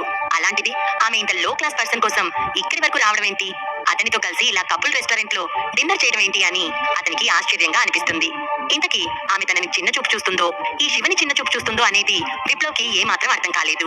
శివ ఏమాత్రం ఎక్స్ప్రెషన్స్ లేకుండా విప్లవ్ వైపు చూశాడు. అతను ఏం మాట్లాడకుండా శివ వైపు హేళనతో కూడిన నవ్వు నవ్వి, అనిషా, గ్రాడ్యుయేషన్ తర్వాత నువ్వేం చేస్తున్నావు, ఎలా ఉన్నావు అని తన ఇరిటేషన్ ని అణుచుకుంటూ అడిగాడు. నేను బానే ఉన్నాను విప్లవ్, చెన్నైలోనే వర్క్ చేస్తున్నాను అండ్ మెడిసిన్స్ కి సంబంధించి రీసెర్చ్ చేస్తున్నాను అని అంది అనిషా. నిజానికి అనిషా రిచ్ ఫ్యామిలీ నుంచి వచ్చిందని విప్లవ్ కి తెలుసు. కానీ ఆమె ఫ్యామిలీ బ్యాక్గ్రౌండ్ ఏంటో పూర్తిగా ఎవ్వరికీ తెలియదు. అందులో వర్ధన్ వంశం అండర్ వరల్డ్ లో వర్క్ చేస్తుంది. అందుకే పెద్దగా వర్ధన్ ఫ్యామిలీ మనుషుల గురించి బయటికి తెలియదు. అదేంటి అనిషా, నువ్వు గ్రాడ్యుయేషన్ లో గోల్డ్ మెడలిస్ట్వి. నీకున్న టాలెంట్ కి నువ్వు ఏదైనా ఇంటర్నేషనల్ ఫార్మాసిటికల్ కంపెనీలో వర్క్ చేయొచ్చు కదా. చెన్నై లాంటి చిన్న ప్లేస్ లో ఎందుకుంటున్నావు? నువ్వు డెవలప్మెంట్ అవ్వడం కోసం నీకు ఒక ప్లాట్ఫామ్ కావాలంటే నాకు కాల్ చేయొచ్చు కదా. ఇంపీరియల్ సర్కిల్లో మా ఫ్యామిలీకి చాలా కనెక్షన్స్ ఉన్నాయి అని అన్నాడు విప్లవ్. అనిషా, విప్లవ్ ఫ్యామిలీకి మంచి బ్యాక్గ్రౌండ్ ఉంది, నీకు ఆ విషయం తెలియదనుకుంటా. వీళ్ళది ఇంపీరియల్ సర్కిల్లో ఒక ఫేమస్ ఫ్యామిలీ అని విప్లవ్ ని పొగడటం మొదలు పెట్టాడు అతని వెనకున్న ఫ్రెండ్స్. నువ్వు ఇక్కడ ఎవరినైనా అడగొచ్చు, విప్లవ్ ఫ్యామిలీ బిలీనియర్ ఫ్యామిలీ. నీకు ఏదైనా ప్రాబ్లం ఉంటే వెంటనే విప్లవ్ కి చెప్తే అతను క్లియర్ చేస్తాడు. అప్పట్లోనే విప్లవ్ నిన్ను చాలా ఇష్టపడ్డాడు. నీ ఐడెంటిటీ తెలియకుండా చేశావు. అందువల్లే నీ గురించి ఎలాంటి విషయం మాకు అందలేదు. ఇంతకీ ఈ శివ నీ బాయ్ ఫ్రెండ్ కాదు కదా? అదే అయితే మాత్రం నీ అంత బ్యాడ్ టేస్ట్ ఎవ్వరికీ ఉండదు. ఇలాంటి నీచమైన వ్యక్తితో అసలు నువ్వు ఎలా డిన్నర్కి వచ్చావో నాకు అర్థం కావట్లేదు అని ఓ అమ్మాయి శివ వైపు అసహ్యంగా చూస్తూ విప్లవ్ ప్రేమని అనిషాకి చెప్పకనే చెప్తుంది. అనిషా, యూనివర్సిటీలో ఉన్నప్పుడు మీ నాన్న చెన్నైలో ఒక మెడికల్ కంపెనీ నడుపుతున్నాడని విన్నాను. సో ఆ లెక్కన మీ ఫ్యామిలీ కాస్త కలిగిన ఫ్యామిలీ. అలాంటప్పుడు ఇంత చెత్త బాయ్ ఫ్రెండ్ ఎలా దొరికాడు నీకు అని సరదాగా అంది మరో అమ్మాయి. వాళ్ళందరి దృష్టిలో అనిషా ఫ్యామిలీ గురించి తెలియకపోయినా అనిషా అందానికి ఏ రాకుమారుడో వస్తాడు అనుకున్నారు. కానీ అనామకుడిలా కనిపిస్తున్న శివని చూస్తుంటే వాళ్ళకి నవ్వొస్తుంది. మిస్టర్ శివ అని అనిషా ఏదో చెప్పాలనుకుని తడబడింది. రెస్టారెంట్కి వచ్చిన వాళ్ళు మీ పని చూసుకుని వెళ్ళండి. మా ఇద్దరి మధ్య ఉన్న రిలేషన్ కి మీకు సంబంధం లేదు అని విప్లవ్ వైపు చూస్తూ యాటిట్యూడ్ గా అన్నాడు శివ. వాట్? ఏం మాట్లాడుతున్నావు? నాకు సంబంధం లేదంటావా? నీకు అలా మాట్లాడడానికి ధైర్యం ఎక్కడి నుంచి వచ్చింది అని శివ వైపు సీరియస్ గా చూస్తూ అన్నాడు విప్లవ్. అతను వెనుకున్న వాళ్ళు కూడా విప్లవ్ తో శివ అంత కరుకుగా మాట్లాడేసరికి షాక్ అయ్యారు. అసలు నీ గురించి నువ్వేమనుకుంటున్నావు? ఇంపీరియల్ సర్కిల్లో చాలా మంది నాతో ఇలా మాట్లాడడానికి ధైర్యం చేయరు. నువ్వు ఇక్కడ ఏ కంపెనీలో పనిచేస్తున్నావు చెప్పు. నేను ఒక్క ఫోన్ కొట్టి నీకు జాబ్ పోగొట్టేలా చేస్తాను. అప్పుడు నువ్వు ఈ ఇంపీరియల్ సర్కిల్లో బ్రతకలేవు. అయినా ఒక అమ్మాయితో బయటకు వస్తున్నప్పుడు నీకు వేసుకోవడానికి సరైన బట్టలు కూడా లేవు. ఇంత లో ప్రొఫైల్లో బ్రతుకుతున్నావు. అసలు ఇది ఒక బ్రతికేనా? ఇలాంటి లో క్లాస్ బతుకుతూ నా ముందు ఓవర్ యాక్షన్ చేస్తున్నావు అని కోపంగా అన్నాడు విప్లవ్. ఏ, నీకు మా విప్లవ్ సీమా వంశం గురించి తెలుసా? మా విప్లవ్ సీమా వంశానికి యువ వారసుడు. నీకు అసలు ఇలాంటి ఐడెంటిటీస్ గురించి తెలుసా? బహుశా నువ్వెప్పుడు పెద్ద పెద్ద ఫ్యామిలీస్ లోకి ఎంటర్ అయి ఉండవు. అలాంటిది నువ్వు మా విప్లవ్ని ఎదిరించి మాట్లాడతావా అని అన్నది మరో అమ్మాయి. ఇలాంటి చెత్తతో మాట్లాడితే మన పరువు పోతుంది. వీడికి అసలు బయట ప్రపంచమే తెలిసినట్లు లేదు. ఏదో ఒక చిన్న కంపెనీలో వైట్ కాలర్ ఎంప్లాయ్, సొసైటీలో అట్టడుగు వర్గం నుంచి వచ్చుంటాడు అని అన్నాడు మరో వ్యక్తి. అలానే విప్లవ్ వెనుకున్న అందరూ ఒకరి తర్వాత ఒకరు శివని కించపరుస్తూ విప్లవ్ని ఆకాశానికి ఎత్తుతూ అతనికి మద్దతుగా మాట్లాడారు. శివని అపహాస్యం చేశారు. వాళ్ళ ఫేసుల్లో సుపీరియారిటీ, వాళ్ళ కళ్ళల్లో అసహ్యం నిండిపోయింది. వాళ్ళంతా తామేదో గొప్ప గొప్ప ఫ్యామిలీస్ నుంచి వచ్చామని, తమతో పోటీ పడే అర్హత శివకి లేదు అని, అతను కేవలం ఒక వేస్ట్ పర్సన్ అని అనుకుంటున్నారు. నువ్వు సీమా ఫ్యామిలీ నుంచి వచ్చావా అని కూల్ గా నవ్వుతూ అన్నాడు శివ. అతనికి సీమా ఫ్యామిలీ గురించి తెలుసు. ఇంపీరియల్ సర్కిల్లోని మోస్ట్ పవర్ఫుల్ ఫ్యామిలీస్ అయిన 5 ఫ్యామిలీలలో ఒకటిగా ఉన్న నాయక్ ఫ్యామిలీకి కనెక్టెడ్ ఫ్యామిలీ ఈ Seema family. Nayak family blood relative సర్కిల్లో లెక్కలేనన్ని గొప్ప కుటుంబాలు ఉన్నాయి. శిఖరాగ్రంలో ఉన్న ఈ 5 కుటుంబాలకి ఎన్నో అనుబంధ కుటుంబాలు ఉన్నాయి. ఈ ఫ్యామిలీస్ అన్ని పురుషోత్తం ఫ్యామిలీ, మల్హోత్రా ఫ్యామిలీ లాంటి పవర్ఫుల్ ఫ్యామిలీస్ కాకపోయినప్పటికీ ఒక నార్మల్ పర్సన్స్ కంటే హై లెవెల్లోనే ఉంటారు. అలానే ఈ సీమా ఫ్యామిలీ కూడా. వారి ఫ్యామిలీ బిజినెస్ దేశమంతటా వ్యాపించింది. అండ్ వాళ్ళ కంపెనీస్ మొత్తం టర్నోవర్ దాదాపు 100 బిలియన్లు. అండ్ ఇంపీరియల్ సర్కిల్లోని అగ్ర కుటుంబాలతో అన్నిటితో వీళ్ళకు మంచి సంబంధాలు కూడా ఉన్నాయి. ఏంటి ఓవర్ యాక్షన్ చేస్తున్నావు? నువ్వు సీమా ఫ్యామిలీ గురించి ఎప్పుడు వినలేదా? లేదంటే సీమా ఫ్యామిలీ నువ్వు అనుకునేంత గొప్ప ఫ్యామిలీ కాదు అనుకుంటున్నావా? చూస్తుంటే నువ్వు చాలా కాన్ఫిడెంట్ గా కనిపిస్తున్నావు. నీకు ఇక్కడ షో చేసే ధైర్యం ఉందా అని శివ యాటిట్యూడ్ కి మండిపోయి కోపంగా అన్నాడు విప్లవ్. తన గురించి, తన ఫ్యామిలీ గురించి, తన ఫ్యామిలీలో తన పొజిషన్ గురించి తన ఫ్రెండ్స్ ద్వారా చాలా గొప్పగా విన్నప్పటికీ శివ ఏమాత్రం లెక్క లేకుండా ఇలా అగౌరవంగా మాట్లాడటం విప్లవ్ కి ఏమాత్రం నచ్చలేదు. నిజానికి ఫస్ట్ లుక్ లోనే అతనికి శివపై బ్యాడ్ ఒపీనియన్ వచ్చింది. మరీ ముఖ్యంగా శివకి ప్రపంచం తెలియదు అనుకుంటున్నాడు విప్లవ్. శివ పట్ల తేడాగా బిహేవ్ చేస్తున్న విప్లవ్ కి శివ ఎలాంటి పనిష్మెంట్ ఇస్తాడు? అనీషా శివ పట్ల పెంచుకుంటున్న ప్రేమ వలన ఎలాంటి పరిస్థితులు రాబోతున్నాయి? హర్షవర్ధన్ ని కొట్టినందుకు మోక్షవర్ధన్ శివని తప్పుపడతాడా? ఇలాంటి ప్రశ్నలకి సమాధానం తెలియాలి అంటే నెక్స్ట్ ఎపిసోడ్ లో వినండి మన పాకెట్ ఎఫ్ఎం లో.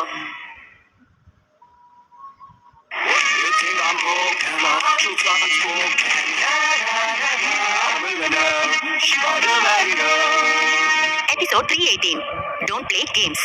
వర్ధన్ ఫ్యామిలీ తరపున అనీషా డిన్నర్ కి ఇన్వైట్ చేయడంతో శివ వెళ్తాడు. అనీషాని ఒంటరిగా వదిలేసి ఆమె తండ్రి పెదనాన్న వెళ్లిపోవడంతో శివ ఆశ్చర్యపోతాడు. డిన్నర్ లో అనీషా క్లాస్మేట్స్ కలిసి ఆమెతో మాట్లాడుతూ శివని తక్కువ చేసి మాట్లాడుతుంటారు. నిజానికి ఫస్ట్ లుక్ లోనే విప్లవ్ కి శివపై బ్యాడ్ ఒపీనియన్ వచ్చింది. మరీ ముఖ్యంగా అతను శివకి ప్రపంచం తెలియదు అనుకుంటున్నాడు. నువ్వు చెప్పింది కూడా నిజమే. నా దృష్టిలో మీ సీమా ఫ్యామిలీ లేదు అని ఇండిఫరెంట్ గా నవ్వుతూ అన్నాడు శివ. ఏంటి, నీ దృష్టిలో సీమా ఫ్యామిలీ లేదా? నీ గురించి నువ్వు ఏమనుకుంటున్నావు? నువ్వు మా సీమా ఫ్యామిలీని అవమానపరుస్తున్నావు. ఖచ్చితంగా భారీ మూల్యాన్ని చెల్లించాల్సి వస్తుంది. అసలు నీలాంటి పనికిమాలిన వాడితో ఇదంతా చెప్పాల్సిన అవసరం కూడా నాకు లేదు అని పిచ్చి పిచ్చిగా అరుస్తున్నాడు విప్లవ్. ఈ వ్యక్తి చాలా స్టూపిడ్ గా ఉన్నాడు. ఇతను సీమా ఫ్యామిలీని దృష్టిలో పెట్టుకోకుండా మాట్లాడుతున్నాడు. ఇతను ఏదో గొప్ప వ్యక్తిలా యాక్ట్ చేస్తున్నాడు. నాకైతే ఈ జోక్స్ కి కడుపు నొప్పి వచ్చేలా నవ్వొస్తోంది. ఇలాంటి చెత్త మనుషుల్ని నేను చాలా సార్లు చూశాను అని నవ్వుతూ అన్నారు విప్లవ్ ఫాలోవర్స్. వాళ్ళు శివ వైపు తమాషాగా చూస్తున్నారు. శివ మాట్లాడేది వాళ్ళకి ఇంటర్నేషనల్ జోక్ లా అనిపిస్తుంది. విప్లవ్, ఈ తెలివి తక్కువ వ్యక్తికి నీ ఫ్యామిలీ గురించి తెలియాలంటే ఖచ్చితంగా ఎవరినైనా తీసుకురావాల్సిందే. వాస్తవానికి మీలాంటి గొప్ప ఫ్యామిలీని ఇలా కించపరిచినందుకు ఇతన్ని బాగా కొట్టి బుద్ధి చెప్పాలి అని అన్నాడు విప్లవ్ వెనకున్న ఒక వ్యక్తి. నేను కూడా అదే చెప్తున్నాను. ఇలాంటి వాళ్ళకి సరైన దెబ్బ కొట్టకపోతే తామేదో గొప్ప వ్యక్తులమని ఓవర్ యాక్షన్ చేస్తారు. మనం ఇతనికి బుద్ధి చెప్పి తీరాల్సిందే అని మరొక అబ్బాయి అన్నాడు. మీరు చాలా దూరం వెళ్తున్నారని మీకు అనిపించడం లేదా? అసలు ఇక్కడ సిచ్యువేషన్ ఏంటి? మీరు మాట్లాడేదేంటి? ఆయన మధ్యలో మీకేంటి సంబంధం అని అసంతృప్తిగా అన్నది అనీషా. ఆమెకి మొదటి నుంచి విప్లవ్ మీద మంచి అభిప్రాయం అయితే లేదు. కానీ అతను ఎంత కాదనుకున్నా తన క్లాస్మేట్ కాబట్టి అతను పలకరించగానే మాట్లాడింది. అయితే అతను మరీ ఇంత చెత్తగా బిహేవ్ చేస్తాడని ఆమె ఎక్స్పెక్ట్ చేయలేదు. నిజానికి ఆమె చదువుకునే రోజుల్లో కూడా విప్లవ్ ఒక ప్లే బాయ్. అనీషాని మాత్రమే కాదు, తనలాంటి ఎంతో మంది అమ్మాయిల్ని అతను వేధించాడు. ఇప్పుడు అనీషా మాటలు విన్న విప్లవ్ ముఖం ఎర్రపడింది. అతను శివ వైపు సీరియస్ గా చూశాడు. శివాని ఏం చేయకుండా అనీషా అతన్ని ప్రొటెక్ట్ చేయాలని చూస్తుందని విప్లవ్ కి అనిపించింది. అసలు ఇతన్ని ఇంతలా ప్రొటెక్ట్ చేయాల్సిన అవసరం ఏముంది? ఈ లో క్లాస్ అబ్బాయి అనీషా మనసు గెలుచుకున్నాడా అని డౌట్ పడిన విప్లవ్, అనీషా కోప్పడకు, నీకోసం నేను అతన్ని కొట్టను. అసలు అతని లాంటి వాళ్ళని నా చేతితో తాకడానికి కూడా నేను ఇష్టపడను. అతను చాలా లో క్లాస్ ఫెలోలా ఉన్నాడు. ఇలాంటి అన్కల్చర్ ఫెలోస్ తో నాకేంటి? ఈవెన్ అతనికి బేసిక్ మేనర్స్ కూడా లేదు. ఇలాంటి వ్యక్తితో నువ్వు ఎందుకు వచ్చావు? నాకు నిన్ను చూస్తుంటే జాలిగా ఉంది అని చిరునవ్వుతో అనీషా వైపు చూస్తూ అన్నాడు విప్లవ్. ఈ విషయంలో నువ్వు ఇంతలా ఫీల్ అవ్వాల్సిన అవసరం లేదు. అలానే ఒళ్ళు దగ్గర పెట్టుకుని మాట్లాడు.